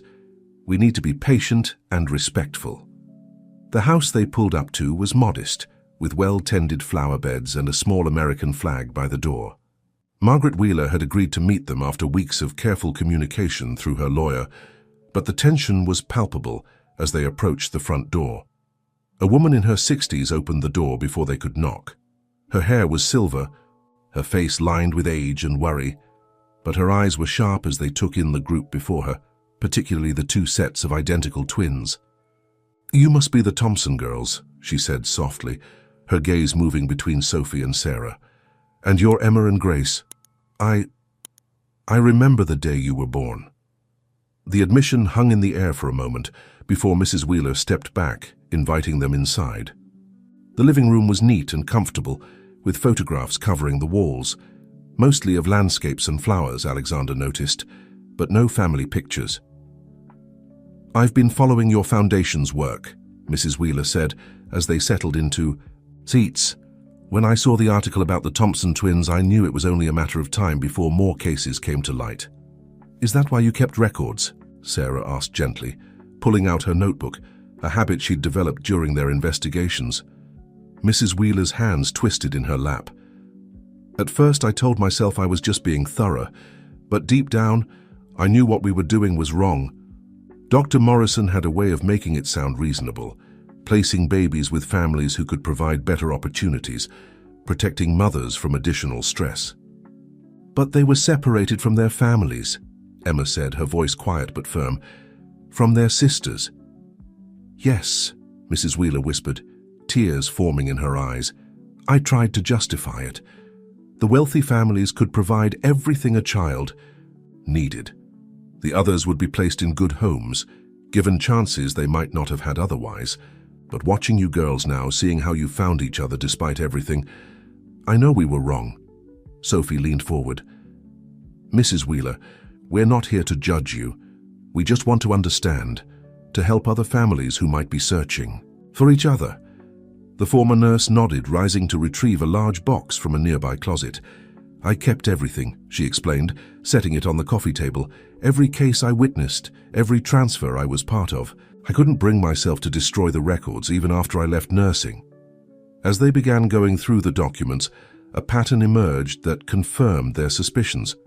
Morrison had developed a systematic approach, identifying multiple births, where one parent had significant resources and the other was in a vulnerable position, whether through illness, financial difficulties, or other circumstances. He would arrange for complications during delivery, Mrs. Wheeler explained, her voice heavy with regret. The mothers would be sedated, told there had been problems. In the confusion, one baby would be transferred to a pre-selected facility. The paperwork would be modified, records altered. How many cases, James asked, taking careful notes, that I personally witnessed? At least 15 over the years I worked with him.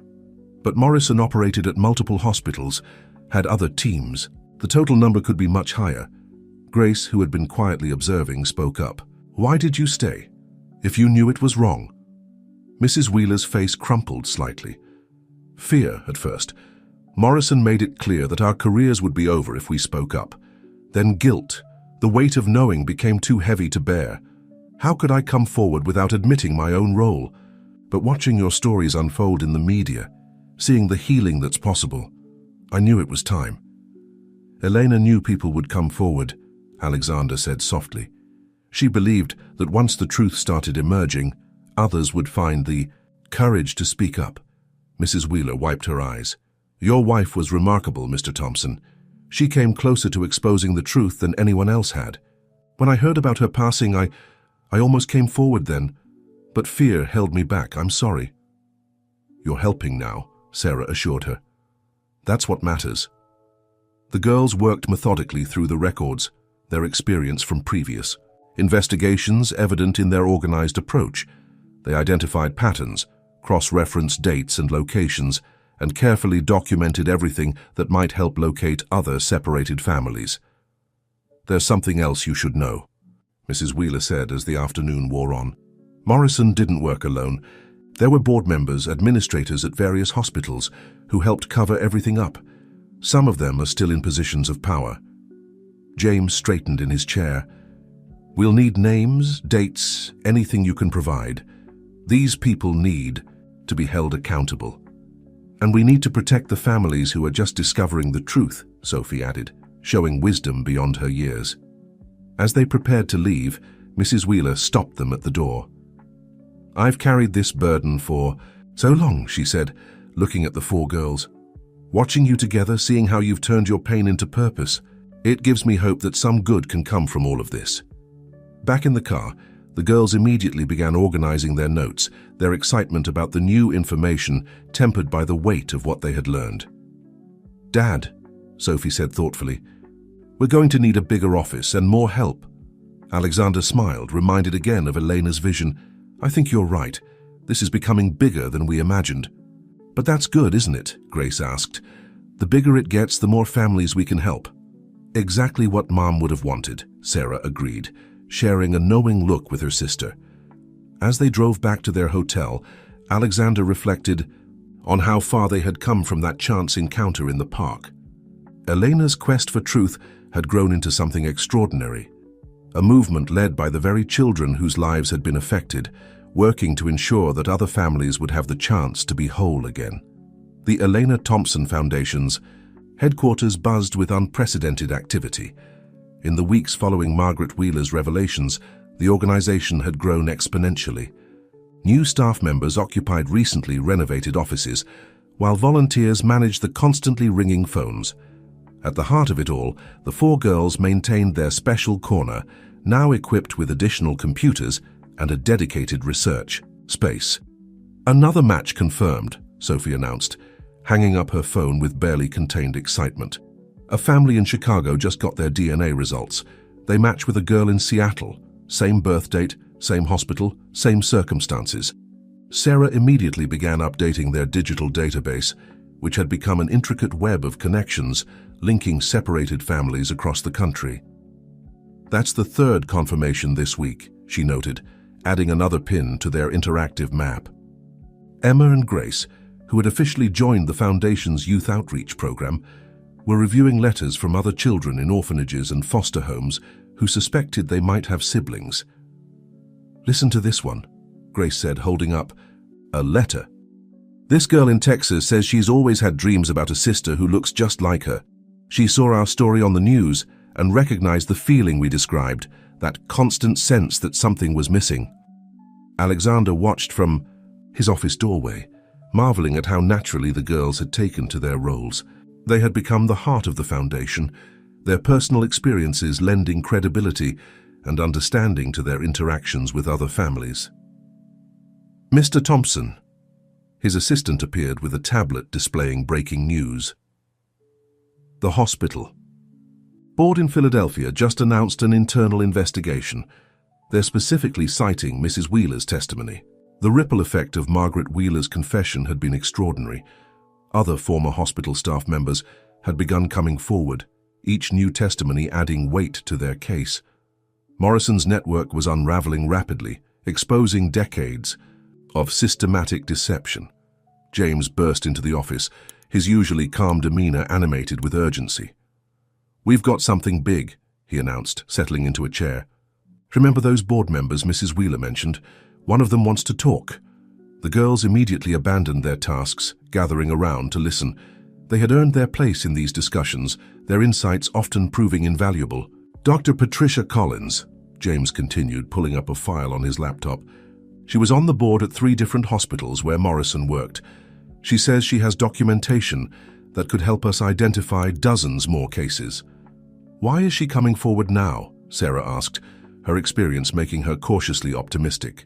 "She says watching these families reunite changed her perspective, seeing the real impact of what they did."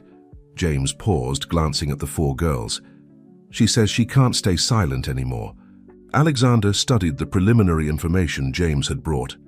Dr. Collins had been young when she joined the first hospital board, eager to advance her career. Morrison had taken her under his wing, gradually involving her in his scheme. "She's taking a huge risk," Emma observed. "These revelations could end her career." "Sometimes doing the right thing requires sacrifice," Sophie said quietly, touching her locket, a gesture she and Sarah still shared in moments of significance. Grace nodded in agreement. "Like your mum. She knew exposing the truth might have consequences, but she did it anyway." Alexander felt a familiar ache in his chest at the mention of Eleanor. She would have been amazed to see how her initial investigation had grown into this movement for truth and justice. "We should meet with her," Sarah suggested. "All of us. Show her that coming forward can lead to healing, not just consequences." The others quickly agreed. They had learned that their presence, living proof of families reunited, often helped encourage hesitant witnesses to share their stories. Mrs. Martinez, who had been quietly organizing files nearby, spoke up. "I'll prepare the conference room. Dr. Collins might feel more comfortable in a less formal setting."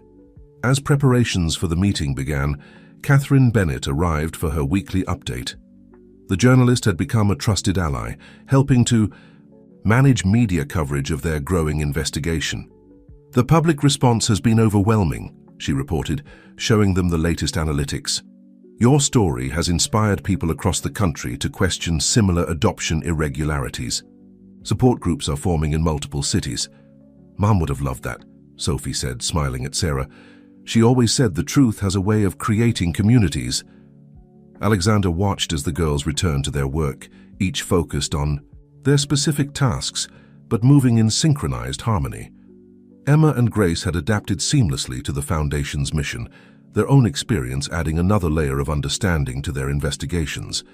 "You know," Catherine observed quietly, "when I first wrote about your family's story, I thought it was extraordinary. But what's happening now, this movement you've created, it's revolutionary. You're not just reuniting families, you're changing the way people think about truth, justice, and the power of never giving up." Alexander nodded, his eyes on the wall of photos that had grown to include dozens of reunited families. Each image told a story of loss, discovery, and healing. Each smile represented another piece of Elena's legacy. "The girls are the real revolution," he said softly. "They've taken their own pain and transformed it into purpose. They're finishing what Elena started, but they're doing it in their own way." As if to prove his point, the 4 girls were already deep in discussion about Dr. Collins's upcoming visit, planning questions and preparing documents. They had developed an intuitive understanding of how to approach these sensitive conversations, combining their natural empathy with the investigative skills they'd learned from Elena's notes. The Foundation had become more than just a vehicle for investigation. It was a beacon of hope for families who had spent years feeling incomplete.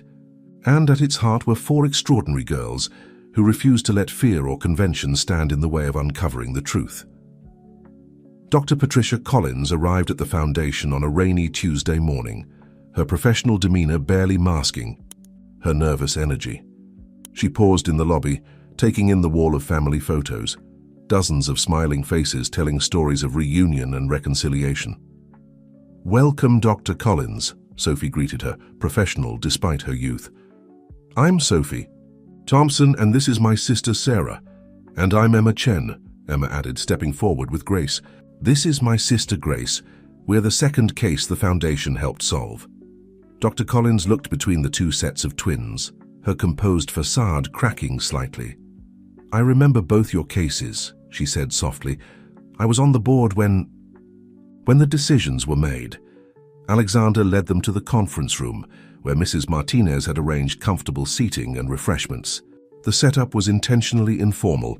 They had learned that a relaxed environment often encouraged more open dialogue. "Before we begin," Sarah said, setting up her tablet to record the conversation, "we want you to know that we're not here to judge. We're here to understand and to help other families find their way back to each other." Dr. Collins nodded, her hands clasped tightly in her lap. "I was young when I joined the board," she began. "Morrison was respected, influential. He presented everything so logically, helping families who could provide better opportunities, ensuring children would have the best possible lives." "But you knew it was wrong," Grace said gently. "Didn't you?" "Yes, Dr. Collins whispered. "I remember the first case I witnessed. A young mother, unmarried, with no financial resources. The father was from a wealthy family, but they weren't involved. Morrison said we were doing what was best for everyone." As she spoke, Sophie and Sarah exchanged glances. They had heard similar justifications from other witnesses, but each new testimony helped them understand the complex web of rationalization that had allowed the separations to continue for so long. "What made you decide to come forward now?" Emma asked, her notebook ready. Dr. Collins looked at the four girls, her eyes filling with tears. "Watching you, seeing how these separations affected real people, real families. I've spent years telling myself we did the right thing, but looking at you now, how can separating sisters ever be the right thing?" Alexander leaned forward. "Dr. Collins, we understand coming forward isn't easy, but your testimony could help us identify other families, prevent this from happening again." She nodded, reaching into her briefcase. "I brought everything," she said, placing a thick folder on the table. "Board meeting minutes, unofficial records. Morrison kept lists of facilities involved in the transfers. I've spent the past week gathering every document I could find." The girls immediately began organizing the documents, their practiced efficiency showing as they sorted through the materials. Each piece of paper could be another clue, another chance to reunite a family. "There's something else," Dr. Collins added hesitantly. "Something that's been weighing on me for years. Elena Thompson, your wife, your mother, she came to me once." The room fell silent. Alexander felt his heart skip a beat as Dr. Collins continued. "It was a few months before she passed away. She had suspicions, had gathered some evidence. She asked me directly if I knew anything about separated twins. I denied everything. The guilt of that moment has never left me." Sarah reached for Sophie's hand, both girls touching their lockets with their free hands. "Mom knew," Sophie said softly. "Even then, she was fighting for us." "She never gave up," Alexander agreed, his voice thick with emotion. "And now, through the Foundation, her work continues." Dr. Collins wiped away tears. "The Found Families wall in your lobby. How many cases have you solved?" 17 confirmed reunions so far, Emma reported proudly, with 12 more pending. DNA verification, and those are just the ones we know about. Each case helps us understand the pattern better, Grace added. Makes it easier to identify other potential matches. The former board member looked at the girls with a mixture of admiration and regret. "You've accomplished more in a few months than I managed in years of carrying this guilt. I should have spoken up sooner." "But you're speaking now," Sarah reminded her. "That's what matters." As they continued reviewing the documents, more patterns emerged. Dr. Collins's records provided crucial links between cases they had suspected were connected, but couldn't prove. Names, dates, and locations formed a clear picture of how Morrison's network had operated. "We'll need to approach this carefully," James advised, reviewing his notes. Some of these families may not be ready for the truth, and some of the people involved are still in positions of power. We'll do what we've always done, Sophie said confidently. Take it one family at a time, provide support through every step of the process. And protect those who come forward, Emma added, thinking of Margaret Wheeler and now Dr. Collins. Their courage helps others find their voice. Alexander watched as the girls continued their work, their natural ability to comfort and support extending to Dr. Collins. They had created something remarkable, a space where truth could emerge, without judgment, where healing could begin even in the midst of difficult revelations. Eleanor would be proud, Mrs. Martinez said quietly, appearing at his side, not just of what they've accomplished, but of who they've become. Indeed, looking at the four girls working together, Alexander saw something beyond the pain and loss that had initially brought them together. He saw strength, determination, and an unwavering commitment to helping others find their way home. The foundation had become more than just a mission to expose the truth. It had become a family in its own right, growing stronger with each new connection made, each new story uncovered. And at its heart were four extraordinary girls who had transformed their own experience of separation into a force for healing and hope. The autumn sun streamed through the foundation's windows, casting long shadows across the expanded office space. In the months since Dr. Collins's revelations, their work had grown exponentially. The original corner where the girls worked had evolved into a sophisticated command center, complete with multiple workstations and a dedicated research team. Another DNA match confirmed, Emma announced, her voice carrying across the busy office. The Martinez twins from Houston. That makes 23 reunited families now. Sarah looked up from her computer, where she was updating their database. And look at this pattern. 3 more potential matches all connected to the same hospital in Denver. It's exactly like Mom predicted in her notes about Morrison's network. The Foundation had developed a systematic approach to investigating cases, combining Elena's original research methods with new technologies and resources. Each success brought more attention, more leads and more families hoping to find their missing pieces. "Girls," Alexander called from his office doorway, "we have a situation that needs your expertise." They gathered in his office where James was already setting up a video conference. On the screen appeared Sister Catherine from St. Mary's, her familiar face creased with concern. "We have a young girl here," she explained. "Amanda Parker, age 11. She was brought to us as an infant under circumstances very similar to Sarah's case. Yesterday she saw a newspaper article about a family in California." "The Winters case," Sophie interrupted, already pulling up the file on her tablet. "We've been investigating them for weeks," Sister Catherine nodded. "Amanda says she recognizes herself in their daughter's photo. The birthmark, the unique eye color, everything matches." The girls exchanged knowing looks. They had become experts at recognizing the patterns, the small details that often connected separated siblings. "We'll need to proceed carefully," Alexander cautioned, but the girls were already in motion. "I'll contact the Winters family," Grace offered, reaching for her phone. "Emma and I can explain the process since we've been through it recently." "Sarah and I will review Mom's notes about that hospital during that time period," Sophie added. "There might be more connections we haven't discovered yet." Alexander watched with pride as they coordinated their efforts. What had started as 2 sisters finding each other had grown into something much larger, a movement led by young people who understood firsthand the importance of family connections. Mrs. Martinez appeared with fresh coffee and her ever-present notebook. "The media team is asking about doing a special report on our 6-month anniversary," she reported. "They're particularly interested in how the girls have become the face of the Foundation." "Speaking of which," James interjected, "the hospital board in Denver is requesting a meeting. Dr. Collins's testimony has prompted them to launch their own internal investigation." The Foundation's influence had grown far beyond their initial expectations. They weren't just reuniting families anymore. They were changing how institutions handled adoption records and medical documentation. "Did you ever imagine this?" Sarah asked her father quietly, gesturing at the bustling office beyond his door. "When you took me home that first day, did you think we'd end up here?" Alexander smiled, remembering the confused, hopeful girl who had appeared in the park that day. "Your mother imagined it," he replied. "She knew that finding the truth about our family would lead to something bigger." "The truth has a way of growing," Sophie quoted from Elena's notes, a phrase that had become something of a motto for their work. A commotion at the reception desk drew their attention. A woman had arrived unannounced, clutching a folder and looking nervous. The security team, well trained in handling unexpected visitors, had already moved to intercept her.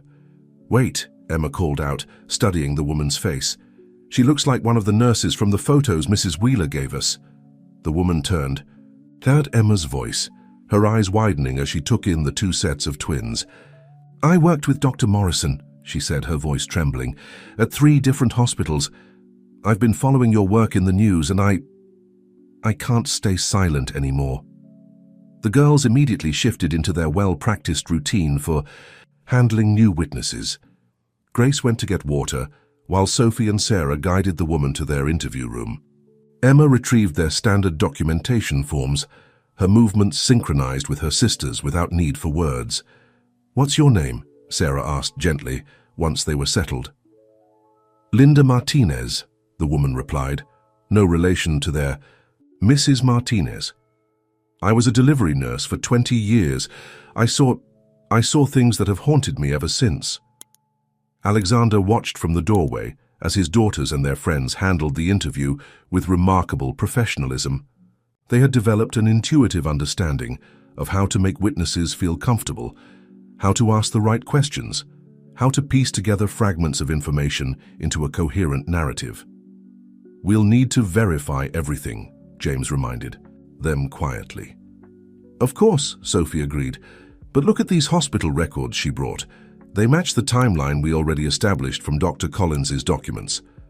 The Foundation had become a beacon of hope, not just for separated families, but for those who had carried the burden of silence for years. Each new witness who came forward helped them understand more about how Morrison's network had operated, and how they could prevent similar situations in the future. As the afternoon progressed, more details emerged from Linda's testimony. She had worked primarily in the nursery, witnessing countless separations, but feeling powerless to stop them. Like others before her, she had kept records, small notes, documents, photographs that might someday help reveal the truth. "I used to look at the babies," she confessed, tears rolling down her cheeks, "and wonder if they would ever find each other again, if they would feel that something was missing from their lives like you all did." Emma reached across the table to squeeze the woman's hand. "They will find each other," she said firmly. "That's why we're here. That's why your testimony is so important." The Elena Thompson Foundation's 6-month anniversary celebration was intentionally modest, a small gathering in the conservatory that had become the heart of their operations. The room was filled with orchids, Elena's favorite flowers now, tended by her daughters with the same care she had once shown. Among the guests were families they had helped reunite, each with their own story of loss and rediscovery. The Martinez twins from Houston sat with their parents, still marveling at their newfound connection. The Winters family had flown in from California, their daughter Amanda inseparable from her newly discovered sister. "I never thought this day would come," Sister Catherine said, watching the interactions with tears in her eyes. "When Sarah first came to St. Mary's, I sensed there was something special about her. But this is beyond anything I could have imagined." Alexander stood near the back of the room, observing the scene with quiet pride. Sophie and Sarah were showing a group of recently reunited siblings their research center, explaining how they used Elena's methods to track down connections. Emma and Grace led a support group for children still adjusting to their new family dynamics. "Your wife would be so proud," Mrs. Martinez said softly, appearing at his side. "Not just of what the Foundation has accomplished, but of how the girls have grown into their roles." Indeed, the transformation had been remarkable. The shy, uncertain Sarah, who had first entered their lives, had become confident and purposeful. Sophie had discovered leadership abilities she never knew she possessed. Together with Emma and Grace, they had created something extraordinary, a place where broken families could find healing and hope. Catherine Bennett, working on a follow-up, piece about the foundation was interviewing Dr. Collins and other former hospital staff who had come forward. Their testimonies had been crucial in understanding the full scope of Morrison's network and in helping other institutions recognize and address similar issues. "Dad," Sophie called, waving him over to where she and Sarah stood with a newly arrived family. "This is the Richardson family. They found us through the website yesterday." The Richardsons looked nervous but hopeful, clutching a folder of documents much like the ones Elena had collected. Their story, as it emerged, followed the familiar pattern: a confused delivery, sedated mother, and years of unanswered questions. "We'll help you," Sarah assured them, her voice confident and compassionate. "We have a whole team now and a process that works. You're not alone anymore." The Foundation's approach had evolved significantly since their early days. They now offered comprehensive support, legal assistance, counseling, DNA testing, and, perhaps most importantly, a community of people who understood exactly what these families were going through. "Sometimes I wonder," Emma mused later as they cleared away the celebration decorations, "how many more families are out there? How many people don't even know they should be looking?" "That's why our outreach program is so important," Grace replied, referring to their newest initiative. "The more stories we share, the more people will recognize their own situations." The Foundation had recently launched a series of educational programs working with hospitals and adoption agencies to improve transparency and record-keeping. They were also developing resources for medical professionals who might encounter similar cases in the future. "Mom would have loved this part," Sophie said, carefully wrapping a leftover cake for Sister Catherine to take back to St. Mary's. "She always said that healing happens in communities, not in isolation." Sarah nodded, touching her locket, a gesture that had become less frequent but no less meaningful.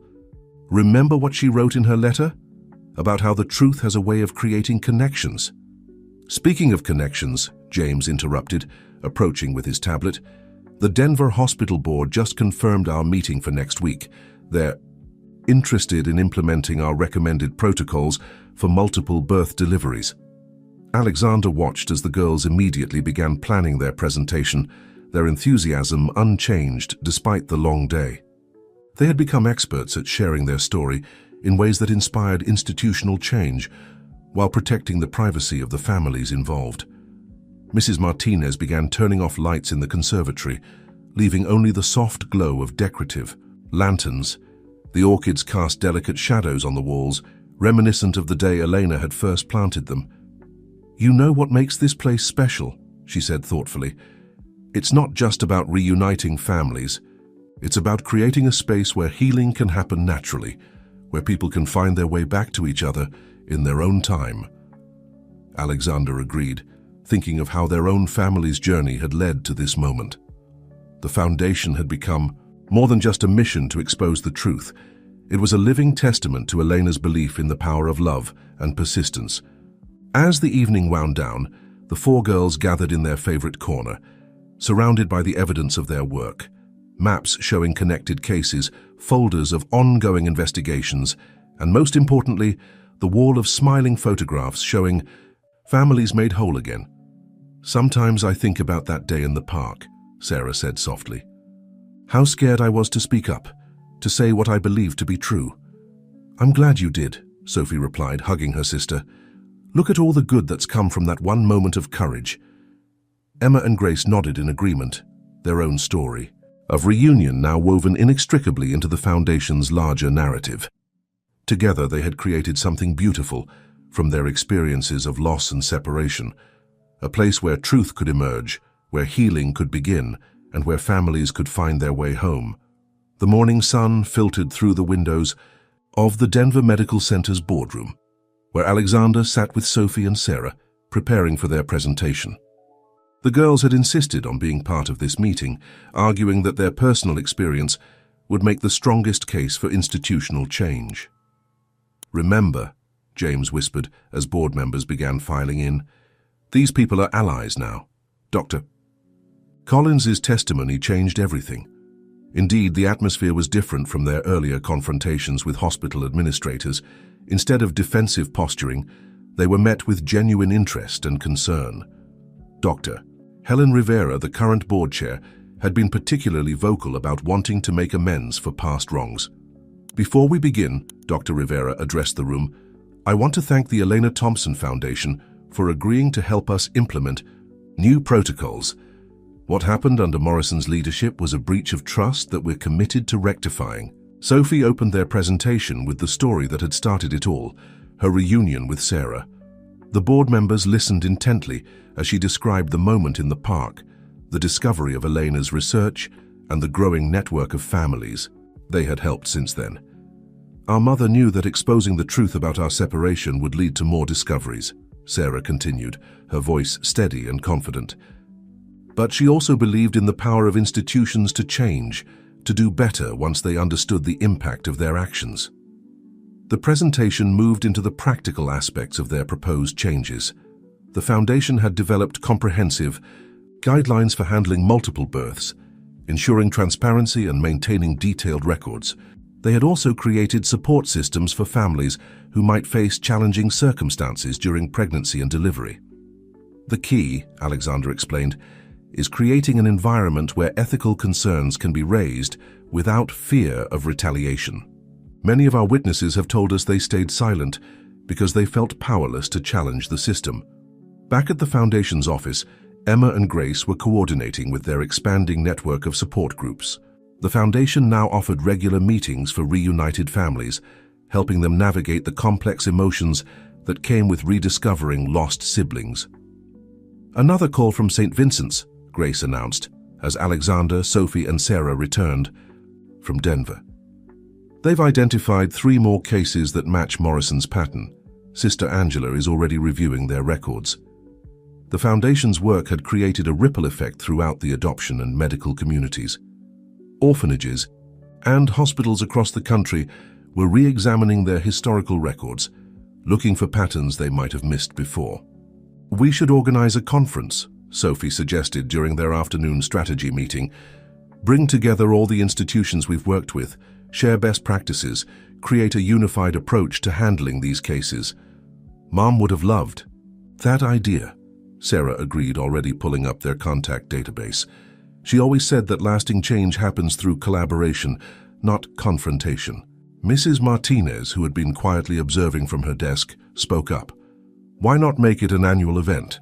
The Elena Thompson Conference on Family Reunification and Ethical Healthcare Practices. The suggestion was met with enthusiastic approval. The Foundation had grown beyond its original mission of reuniting separated twins.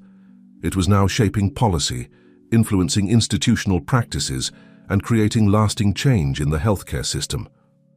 We'll need a bigger venue than the conservatory this time, Emma noted, thinking of their recent 6-month celebration. Maybe we could use the convention center downtown.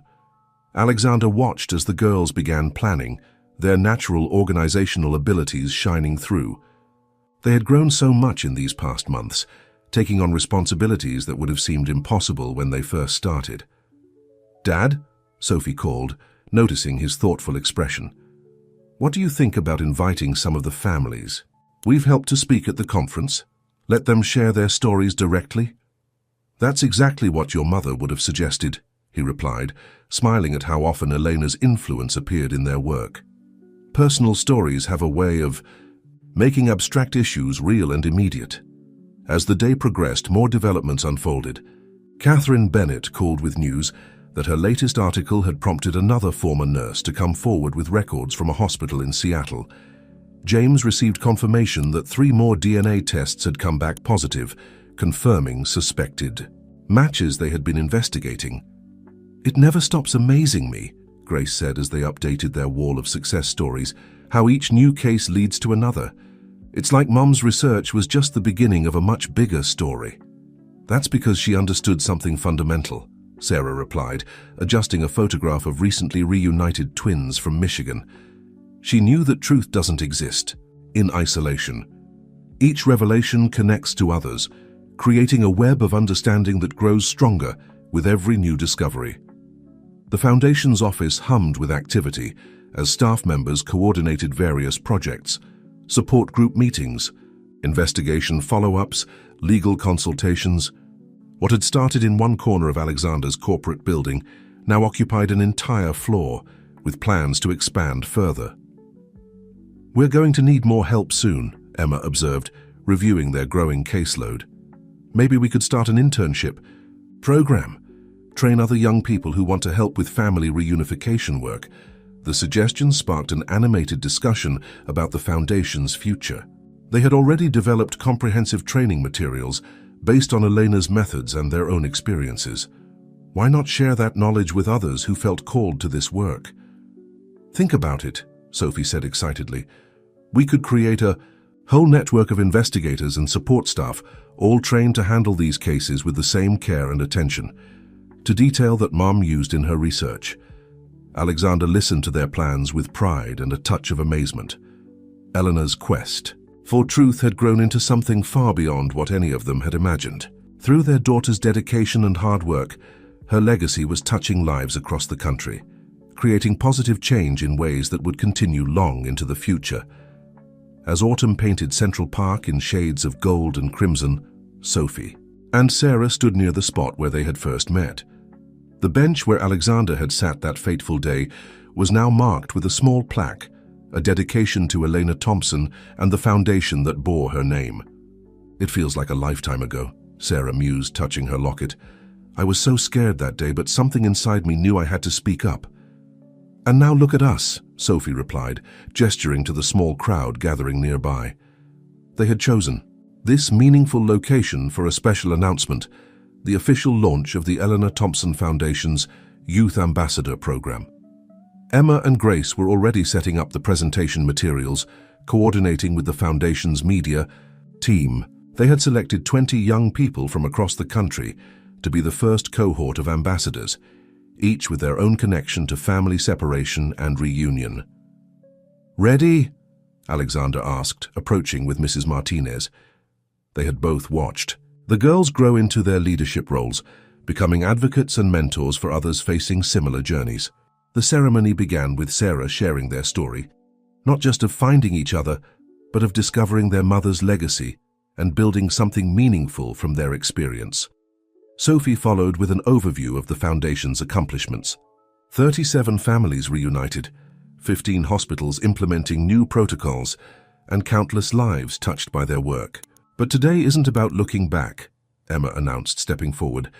"It's about moving forward, about expanding our reach and helping more families find their way home." Grace introduced the youth ambassadors, each selected for their passion and commitment to the Foundation's mission. Some were reunited siblings themselves, while others had been inspired by the stories they'd witnessed through the Foundation's work. Elena Thompson believed in the power of truth to create positive change, one young ambassador said during her introduction. "Through this program, we're carrying that belief forward, reaching into new communities and helping more families discover their own hidden connections." The program would train ambassadors in investigation techniques, counseling support and advocacy work. They would learn to handle cases with the same care and attention to detail that had become the Foundation's hallmark. "Look at them," Mrs. Martinez whispered to Alexander as the young people gathered for photos. "Elena would be so proud of how her work has grown, how it's inspiring a new generation." Indeed, watching the enthusiastic group of ambassadors interact with his daughters, Alexander felt Elena's presence strongly. She had always believed that young people had a special capacity for empathy and understanding, especially in matters of family and identity. After the ceremony, the four girls led their new team on a tour of the park, sharing stories and building connections that would strengthen their work together. The autumn breeze carried the sound of their laughter, a reminder of how far they had come from the tension and uncertainty of their first meeting. "Dad!" Sophie called, waving him over to where the group had gathered by the pond. "We want to show them the ducks. It's kind of become our tradition with new team members." Alexander smiled, remembering how Sophie had been feeding these same ducks the day Sarah found them. Now, watching the ambassadors toss breadcrumbs and share their own stories, he saw how natural elements could help ease difficult conversations and build trust. "We should make this part of our regular training," Grace suggested. "Bringing new team members here, letting them feel the significance of where everything started." "It's like Mom always wrote in her notes," Sarah added. "The most important Breakthroughs often happen in unexpected places, when people feel comfortable enough to share their truth. As the afternoon progressed, more foundation members arrived, including some of the families they had helped reunite. The park became a gathering place for celebration and reflection, with small groups scattered across the grass, sharing experiences and offering support to those still early in their journey. "You've created something extraordinary, Catherine," Bennett observed, having arrived to document the ambassador program's launch. "This isn't just about finding lost family members anymore. It's about creating a community where healing can happen naturally." The girls had insisted on ending the day with a special ceremony by Elena's plaque. Each ambassador placed a single orchid, Elena's favorite flower, near the bench, symbolizing their commitment to carrying forward her legacy of truth and healing. "Mom always said that flowers have a way of bringing people together," Sophie explained to the group. "They remind us that growth takes time, that beauty can emerge from difficult circumstances if we nurture it properly." As the sun began to set, casting long shadows across the park, Alexander watched his daughters with the new ambassadors. They had taken their own experience of loss and transformation and turned it into a source of hope for others. Elena's work, begun in solitude as she fought to uncover the truth about their family, had blossomed into a movement that would continue touching lives for generations to come. "The truth really does have a way of growing," Sarah said softly, standing beside him, "just like Mom always believed it would." The park had quieted now, with only the gentle rustle of leaves and distant city sounds providing accompaniment to their reflections. This place, where their journey had begun with a chance encounter and a brave declaration of truth, had become sacred ground, a testament to the power of love, persistence, and the unbreakable bonds of family. The Elena Thompson Conference Center buzzed with activity as delegates from across the country gathered for the Foundation's first international symposium. What had started as a simple idea during their strategy meeting had grown into a major event, drawing participants from hospitals, adoption agencies, and family advocacy groups worldwide. Sophie and Sarah stood at the registration desk, greeting arrivals alongside Emma and Grace. The four girls had become the face of the Foundation, their story inspiring others to examine their own family histories and institutional practices. "Dr. Ramirez is here from Mexico City," Sophie announced, checking her tablet. "Her hospital network has identified several cases that match Morrison's pattern. They're requesting our help with the investigations." The Foundation's influence had begun spreading beyond American borders, as similar cases emerged in other countries. Eleanor's meticulous research methods were being adapted to help families across different cultures and legal systems. "The Australian delegation just arrived too," Grace added, directing them to the main conference hall. "They're particularly interested in our DNA database system." Alexander watched from the mezzanine level, pride swelling in his chest. The conference center, recently dedicated in Elena's name, was a testament to how far they had come. The modern building featured state-of-the-art research facilities, counseling rooms, and a permanent exhibition space documenting the Foundation's journey. "Mr. Thompson," one of their youth ambassadors approached with an urgent message. "The team in Seattle just confirmed another match. Twins separated at birth in 1989, one raised in Washington State, the other in British Columbia. Have Sophie and Sarah coordinate with our Canadian partners," he replied, noting how naturally he had come to rely on his daughter's expertise. They've handled cross-border cases before. The morning's keynote session began with a powerful presentation. The Martinez twins from Houston, now active Foundation volunteers, shared their story of reunion and healing. Their parents spoke about the joy and challenges of rebuilding family bonds, while their youth ambassador discussed the support systems that had helped them through the process. "Every story matters," Sarah emphasized during her introduction of the next speaker. "Each family we help adds another piece to our understanding of how these separations happened and how we can prevent them in the future." Dr. Collins, who had become a valuable ally in their work, presented new research on the psychological impacts of family separation and reunion. Her data, collected from the Foundation's growing network of supported families, provided crucial insights for healthcare providers and counseling professionals. Between sessions, The girls gathered in what they still called their corner, though it had evolved into a sophisticated command center within the new building. The wall of success stories had grown so large, it now required its own dedicated space, with interactive displays allowing visitors to explore each family's journey. "Remember when this was just the four of us working from Dad's office?" Emma mused, watching volunteers coordinate with international partners via video conference. "Mom would never have imagined this," Sophie said, touching her locket. "Well, maybe she would have. She always saw possibilities that others missed." The afternoon sessions focused on practical applications of their work. Foundation teams demonstrated their investigation methods, sharing the updated versions of Elena's research protocols. Young ambassadors led workshops on family support and community building, while legal experts discussed the complexities of international family reunification. "We're receiving reports from the Singapore team," Grace announced during their afternoon briefing. "They've identified a pattern of separations in Southeast Asia that might be connected to Morrison's network. Multiple hospitals, same time. Period," Sarah noted, examining the data.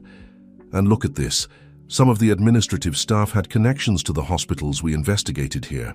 Alexander joined their discussion, remembering how Eleanor had once theorized that the separation scheme might have international reach. Her notes had hinted at global connections, though she hadn't lived long enough to explore them fully. "Your mother would be amazed," Mrs. Martinez said, bringing them their usual afternoon tea, "not just by how far the foundation has come, but by how you girls have grown into your roles." Indeed, watching his daughters coordinate with international teams and mentor young ambassadors, Alexander saw Elena's influence in every aspect of their work. They had inherited her determination, her attention to detail, and most importantly, her compassion for families seeking answers. "Dad," Sophie called out suddenly, "the team in Vancouver needs our help with a delicate situation. They found a potential match, but one of the families is hesitant about coming forward." "We could go," Sarah suggested. "Emma and Grace handled things here when we went to Denver, and sometimes families need to see firsthand that reunion is possible." The suggestion sparked a familiar warmth in Alexander's chest. His daughters had developed an intuitive understanding of what separated families needed, not just practical help, but hope and reassurance from others who had walked the same path. As the day's sessions wound down, participants gathered in the central atrium where Eleanor's portrait hung above a peaceful water feature. The space had been designed to encourage reflection and conversation, with comfortable seating areas and walls lined with stories of reunion and healing. "It's amazing," one of the international delegates commented, "how one family's story could create such positive change in the world." Looking at his daughters among their growing network of supporters and allies, Alexander knew it was more than just their story. It was Elena's legacy of persistence and hope, transformed by their daughters into a global movement for truth and family reunification. As winter draped New York in a gentle blanket of snow, the Elena Thompson Foundation prepared for another milestone. The holiday season brought a special gathering, a celebration of 50 successful reunions, each representing a family made whole through their work. The Foundation's conservatory, now triple its original size, had been transformed into a winter wonderland. Eleanor's beloved orchids still held pride of place, but they were joined by festive decorations and twinkling lights that reflected off the glass ceiling. "Everything's ready for the families," Mrs. Martinez announced, surveying the space with satisfaction. Rosa's outdone herself with the catering, and the youth ambassadors have prepared something special for the ceremony. Sophie and Sarah, dressed in matching blue dresses that complemented their lockets, were greeting early arrivals. Emma and Grace coordinated with the Foundation's support team, ensuring that each family felt welcomed and comfortable. "The Richardson twins are here," Emma called out, waving to the recently reunited sisters they had helped in Vancouver. "And look, they brought their whole extended family." The celebration was more than just a marker of their success. It was a testament to the healing power of truth and persistence. Families mingled freely, sharing stories and offering support to those still adjusting to their new relationships. "I remember our first meeting," Sarah said softly to a young girl who had just found her twin brother. "It feels overwhelming at First, but you'll find your rhythm. The connection was always there, waiting to be rediscovered. Alexander watched from his usual spot near Elena's portrait as the room filled with laughter and conversation. Sister Catherine had arrived from St. Mary's with some of her current charges, children who might one day discover their own hidden family connections. "Your girls have created something miraculous here," Sister Catherine said, joining him. "Not just finding lost siblings, but building a community where healing can happen naturally." The youth ambassadors began their presentation, a moving tribute to Elena's work and its continuing impact. They had compiled video messages from reunited families across the globe, each sharing how the foundation had changed their lives. "Mom's research was just the beginning," Sophie explained to the gathered crowd. "She showed us that with dedication and courage, even the most carefully hidden truths can come to light." Sarah continued, "But what we've learned is that finding each other is just the first step. Real healing happens in moments like this, when families can share their journeys and support each other through the challenges of reunion." The foundation had evolved to provide comprehensive support services. They now offered counseling, legal assistance, and ongoing community engagement for families at every stage of their journey. The Youth Ambassador Program had expanded to include training for healthcare professionals and adoption agency staff. "Look at this," Grace whispered to Emma, showing her phone. "The Singapore team just confirmed another match. Twin sisters separated at birth, one in Malaysia, one in Australia.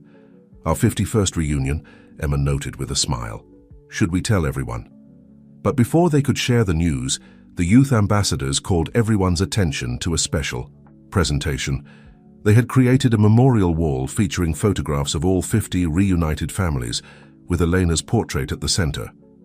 "Every story on this wall began with a mother's intuition," one ambassador explained. "Whether it was Elena Thompson's determination to uncover the truth about her daughters, or the countless other mothers who never stopped believing they had more than one child." The ceremony continued with families adding their own photographs to the wall, each placement accompanied by tears of joy and shared embraces. The foundation's work had created a ripple effect of healing that extended far beyond the initial act of reunion. "Dad," Sophie said, joining Alexander near Elena's portrait, "do you think Mom knew how big this would become?" Alexander wrapped an arm around his daughter's shoulders. "Your mother believed that truth has its own power. She knew that once we started uncovering these stories, others would find the courage to seek their own answers." Sarah joined them, followed by Emma and Grace. The four girls who had once been strangers had become not just friends but partners in continuing Elena's legacy. Their bond, forged through shared experience and purpose, was as strong as any biological connection. "We should make this an annual tradition," Grace suggested, "not just celebrating the reunions, but honoring the journey that brought us all together. And remembering that there are still more families out there," Emma added, "more stories waiting to be uncovered." As the evening progressed, Alexander observed the natural interactions between families at different stages of their journey. Those who had been reunited longer offered guidance to newly connected siblings. Parents shared their experiences of healing and integration. Even the foundation's staff and volunteers moved through the crowd with the easy familiarity of people who understood the deep emotional significance of their work. "Elena would have loved this," Mrs. Martinez said, joining their small group. "Not just the reunions, but the community you've built around them, the way you've turned individual healing into collective strength." The girls exchanged knowing smiles, their hands automatically going to their lockets, a gesture that had become symbolic of their connection to Elena's legacy. They had taken their mother's work and transformed it into something far greater than any of them had imagined possible. As snow fell gently outside the conservatory's glass ceiling, the gathered families represented a living testament to the power of persistence, truth, and love. Each reunion was a story of hope, each healing journey a reminder that it's never too late to find your way home. Spring brought new life to the Elena Thompson Foundation's gardens, where Sophie and Sarah often retreated for moments of quiet reflection. The space had been designed to honor their mother's love of growing things, with winding paths and secluded benches nestled among blooming flowers. "Can you believe it's been almost a year?" Sarah asked, touching a newly opened orchid. "Sometimes it feels like yesterday that I found you in the park, and other times it seems like we've never been apart." Sophie nodded, understanding exactly what her sister meant. The past year had transformed their lives in ways none of them could have predicted. The foundation had grown from a small family mission into an international organization, yet they had managed to maintain the personal touch that made their work so effective. "Ms. Thompson?" A young intern approached hesitantly, still adjusting to the fact that this title could refer to either sister. "The team from Johns Hopkins is here for the training session." The foundation had recently launched a comprehensive training program for medical institutions, teaching them to identify potential separation cases and implement preventive protocols. Today's session would be led by all 4 girls, each sharing their unique perspective on the importance of family preservation. "Dr. Morrison's sentencing is tomorrow," Emma mentioned as they prepared for the presentation. She and Grace had arrived early to help set up the training room. "The media team wants to know if we should release a statement." The former hospital director had finally faced justice for his role in separating families. His trial had brought forward even more witnesses, each testimony adding to their understanding of how the separation scheme had operated. "I think we should focus on the positive changes his actions inadvertently sparked," Grace suggested.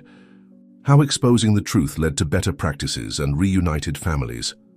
Alexander watched from the doorway as the girls discussed their approach. They had grown so much in the past year, developing wisdom that went far beyond their years. Elena would have been amazed by their ability to find hope and purpose in even the most challenging circumstances. "The Singapore team sent their report," James announced, joining them with his ever-present tablet. 3 more matches confirmed in Southeast Asia. They're requesting our help with the reunification process. The Foundation's international expansion had required careful adaptation of their methods to different cultural contexts. The girls had shown remarkable sensitivity in understanding how family reunification might look different in various parts of the world. "We should send Sarah and Sophie," Mrs. Martinez suggested. "They have experience with cross-cultural cases, and their story resonates universally." The training session began with a full house. Medical professionals, social workers, and hospital administrators listened intently as the girls shared their experiences and introduced the Foundation's new protocols.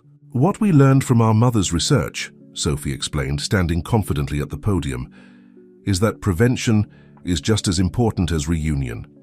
Every family kept together is a trauma avoided." Sarah continued, "But when separation does occur, having proper documentation and transparent processes makes reunion possible. That's why we're here today, to ensure that no other families have to spend years searching for answers." Emma and Grace led the practical portion of the training, demonstrating the database systems and documentation protocols they had developed. Their own experience as recently reunited twins added credibility to their instruction. "Watch for these warning signs," Grace advised, highlighting specific patterns on the screen. Multiple birth deliveries with unusual complications, missing, or altered records, inconsistent documentation. The session was interrupted by an urgent message from the Foundation's Seattle office. Another former nurse had come forward, bringing with her records from a previously unknown hospital in Morrison's network. "She says there could be dozens more cases," Emma reported, quickly reviewing the information, spanning almost 2 decades. The news sent a ripple of determination through the room. Even after a year of successes, they were still uncovering new layers of Morrison's operation.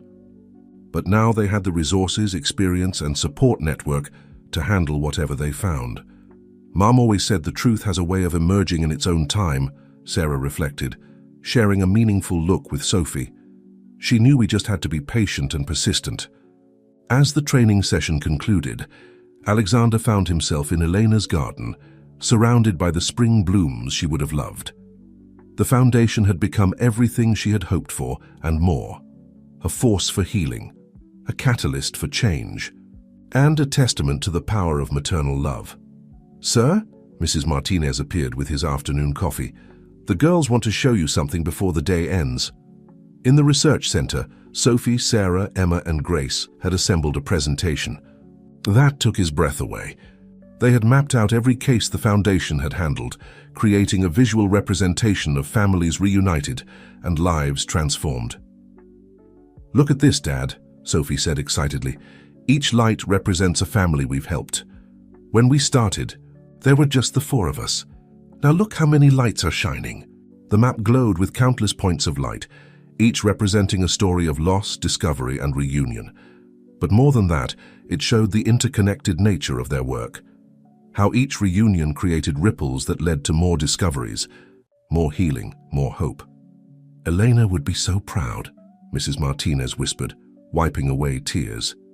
"Not just of what you've accomplished, but of who you've become." The girls smiled, their hands instinctively going to their lockets. They had taken their mother's legacy and transformed it into something extraordinary, a movement that would continue touching lives for generations to come. The morning of Dr. Morrison's sentencing dawned clear and bright, but the girls had decided not to attend the courthouse proceedings. Instead, they gathered at the Foundation for what they considered a more important event, the launch of their new global family reunification network. "Representatives from 20 countries," Emma announced, reviewing the attendance list, "all committed to implementing our protocols and sharing information across borders." The Foundation's main conference room had been transformed into a command center, with screens showing live feeds from partner organizations around the world. Each connection represented months of careful relationship building and adaptation of their methods to local contexts. "The Australian team is already online," Grace reported, adjusting the video feed. "And look, they've identified 3 potential matches using our new database system." Sophie and Sarah stood together at the main console, preparing to address their international partners. They had come so far from the frightened girls who first met in Central Park, growing into confident leaders who inspired others to join their cause. "Should we tell them about the memorial garden first?" Sarah whispered to her sister. They had been working on a special project, a peaceful space where families could come to reflect, heal, and honor their journeys. "Perfect way to start," Sophie agreed. "Show them that this work is about more than just data and DNA matches. It's about creating spaces for healing." Alexander watched from the back of the room as his daughters began the presentation. Eleanor's portrait smiled down from the wall, her presence felt in every aspect of their work. The Foundation had become everything she had hoped for and more, a beacon of hope for separated families worldwide. The Eleanor Thompson Protocol, Sarah explained to their global audience, isn't just about finding matches. It's about supporting families through every step of their journey, from investigation through reunion and beyond. The presentation included testimonials from families they had helped, demonstrating the lasting impact of their work. The Richardson twins spoke about their experience adapting to life as sisters. The Martinez family shared how their reunion had healed generations of pain. "And now," Sophie continued, "we're expanding our youth ambassador program internationally. Because every culture has its own way of understanding family, and we need local voices to help guide our work." As if on cue, James entered, with breaking news from the courthouse. Morrison had received a significant sentence, but more importantly, he had finally expressed remorse for his actions. His statement included an apology to all the families affected by his schemes. "It's fitting," Emma observed, "that this news comes as we're launching our global network. His actions caused so much pain, but look at all the good that's come from exposing the truth." Mrs. Martinez appeared with refreshments for the team, pausing to admire the wall of success stories that now included families from multiple continents. "Eleanor always said that truth has a way of crossing borders," she remembered. She would be amazed to see how right she was. The day continued with virtual training sessions, policy discussions, and sharing of best practices across time zones. The Foundation's methods were being adapted for different legal systems and cultural contexts, while maintaining the core principles Elena had established in her research. "Dad," Sarah called during a break between sessions, "come see what the Singapore team just sent." On their main screen was a photograph of twin girls recently reunited in Malaysia, each wearing a locket similar to the ones Elena had left for Sophie and Sarah. The foundation had begun creating these special lockets for reunited siblings, carrying forward the tradition that had meant so much to their own family. "They're calling them Elena's lockets now," Grace explained. "Each one contains a small compass, symbolizing how truth helps us find our way home." As the day drew to a close, the girls gathered in their corner of the office, now more of a command center but still maintaining the intimate feel of their early days. They had made it a tradition to end each significant day by reading from Elena's research journals. "Listen to this," Sophie said, opening to a marked page. She wrote, "The truth about family isn't just in DNA or documents. It's in the heart's recognition of what was always meant to be whole." The words resonated through the quiet office, touching everyone who had become part of their extended family. The foundation staff, the international partners, the youth, ambassadors, all had been drawn together by Elena's vision of healing and hope. "She knew," Sarah said softly, touching her locket. "Somehow she knew that bringing our family's truth to light would help others find their way home too." Outside, the city was bathed in the golden light of sunset, casting long shadows through the foundation's windows. But inside, the screens continued to glow with connections to their partners around the world, each point of light representing another chance for a family to become whole again. 1 year to the day after Sarah and Sophie's first meeting in Central Park, the Elena Thompson Foundation hosted a special ceremony. The park bench where their story began had been transformed into a permanent memorial, surrounded by a beautiful garden filled with Elena's favorite orchids. "It feels different now," Sarah mused, standing with Sophie at the spot where she had first gathered the courage to speak up. "A year ago, I was so scared, but something inside me knew I had to take that chance." "And now look at us," Sophie replied, gesturing to the gathering crowd.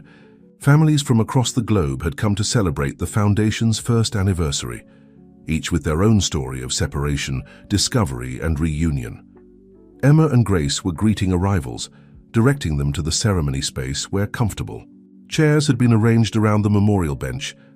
The Foundation's youth ambassadors, now numbering over 50, helped elderly relatives find seats and distributed programs printed with Elena's favorite quote about truth and healing. "Mr. Thompson," Sister Catherine approached with a group of children from St. Mary's. "The children wanted to be part of this. They've been following every story of reunion, hoping—" Alexander nodded, understanding. The Foundation had maintained close ties with orphanages and children's homes, knowing that each child's story might hold pieces of a larger puzzle. "The Malaysian team just confirmed another match," James announced quietly, showing his tablet to Alexander. "Twin boys separated at birth, now living in Singapore and Australia. They want to coordinate the reunion for next week." Mrs. Martinez appeared with a tray of Elena's special tea blend, which had become a tradition at Foundation events. She always said a warm cup of tea could help ease difficult conversations, she remembered, serving the aromatic beverage to gathered families. The ceremony began with Sarah and Sophie sharing their story, not just of finding each other, but of discovering their mother's legacy and building something meaningful from their experience. They spoke of Elena's determination, her meticulous research, and her unwavering belief that truth would find its way to light. "Our mother knew that exposing our story would help others," Sophie explained, her voice carrying across the hushed crowd. "But I don't think even she could have imagined how far her work would reach." A video presentation showed highlights from the past year. Families reunited across continents, hospitals implementing new protocols, young ambassadors carrying Elena's methods to new communities. Each success had created ripples that led to more discoveries, more healing, more hope. "The Foundation isn't just about finding lost siblings," Sarah continued. "It's about healing the wounds that separation creates, not just in families, but in communities and institutions." Emma and Grace presented an update on their international network, now spanning 23 countries. Their own story of reunion had helped shape the Foundation's approach to supporting families through the complex emotions of rediscovery. "When we first met Sophie and Sarah," Grace shared, "we saw what was possible. how pain could be transformed into purpose, how loss could become a catalyst for positive change. Alexander watched from near Elena's memorial as the ceremony continued. Sister Catherine spoke about the changes she'd seen in adoption practices.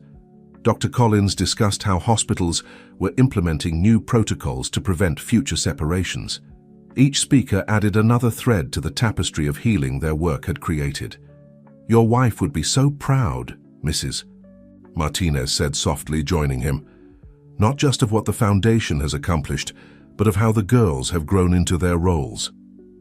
Indeed, watching his daughters interact with the gathered families, Alexander saw Elena's influence in every gesture, every careful word of comfort and encouragement. They had inherited her compassion, her attention to detail, and her unwavering commitment to truth. The ceremony concluded with a special tribute. Each reunited family placed an orchid at Elena's memorial, creating a living symbol of hope and renewal. The flowers, carefully chosen to bloom year-round, would serve as a reminder that growth and healing are ongoing processes. "Mom always said that gardens need constant care," Sophie reflected, watching the procession of families.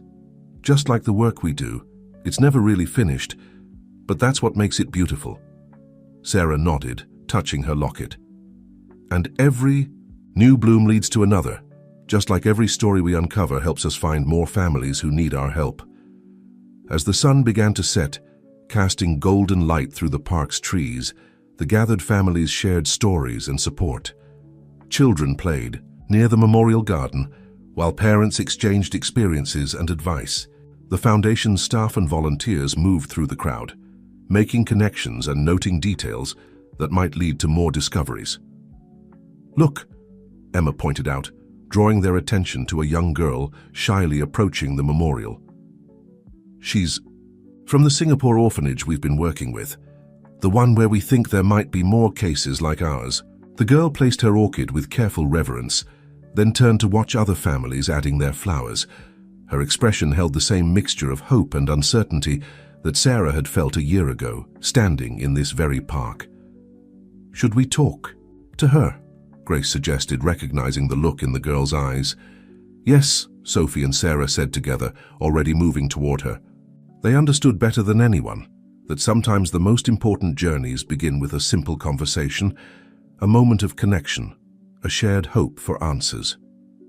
As the anniversary celebration drew to a close, the Elena Thompson Foundation's core team gathered in the conservatory for a private moment of reflection.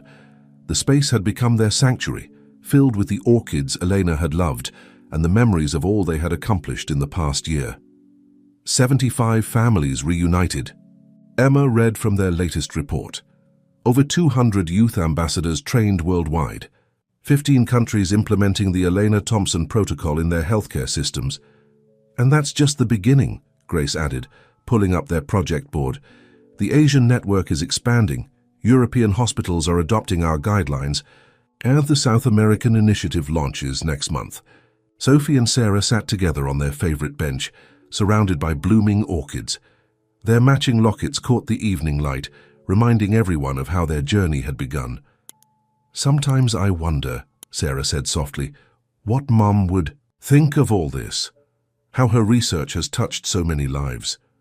"She knows," Sophie replied with quiet certainty. "Remember what she wrote in her letter, about truth having a way of creating connections we never imagined possible?" Alexander watched his daughters, marveling at how they had grown from uncertain girls into confident young women. They had taken Elena's legacy and transformed it into something extraordinary, a global movement for truth, healing, and family. Reunification. "The Foundation received another award," James announced, showing them the email. "The International Human Rights Commission wants to recognize our work in family advocacy and healthcare reform." Mrs. Martinez brought out Elena's special tea service, a tradition they maintained for important moments. "She always said that shared stories go better with warm tea," she remembered, pouring cups for everyone. As they settled into their usual places, Catherine Bennett joined them. The journalist had become part of their extended family, helping to share their story with sensitivity and understanding. "I'm working on a book," she revealed, "about Elena's research, the Foundation's work, and all the families you've helped. Would you be willing to share your perspectives?" The girls exchanged glances, having one of their silent conversations that still amazed everyone who witnessed them. "We think it's time," Sophie said finally. "Not just our story, but all the stories that have become part of the Foundation's journey." "The world needs to understand," Sarah added, "that family connections can survive anything. Time, distance, even deliberate separation. The heart always knows what's missing." Emma and Grace nodded in agreement. Their own story had become an integral part of the Foundation's narrative, showing how each reunion created ripples that led to more discoveries. "We should include the youth ambassadors' experiences too," Grace suggested. "How they're adapting our methods for different cultures and communities." "And the hospitals," Emma added. "How they're changing their practices, becoming more transparent, putting families first." Alexander moved to stand near Elena's portrait, which watched over their gathering with that gentle smile he remembered so well. "Elena believed that truth has its own power," he said softly. "That once we start listening to our hearts, the path home becomes clear." As if in response to his words, a warm breeze stirred the orchids, carrying the subtle fragrance that would always remind them of Elena. The flowers she had tended with such care had multiplied and thrived, just as her work had grown beyond anything they could have imagined. "She left us more than just research," Mrs. Martinez observed, watching the girls work on their project plans. "She left us a blueprint for healing, not just for our family, but for anyone seeking their true connections." The evening light painted the conservatory in soft gold, creating an almost magical atmosphere. In this peaceful moment, surrounded by the evidence of their year's work, they could feel the rightness of their path forward. "What's next?" Catherine asked, her notebook ready. "We keep growing," Sophie answered simply. "Keep helping families, find each other, keep improving the protocols, keep sharing what we've learned.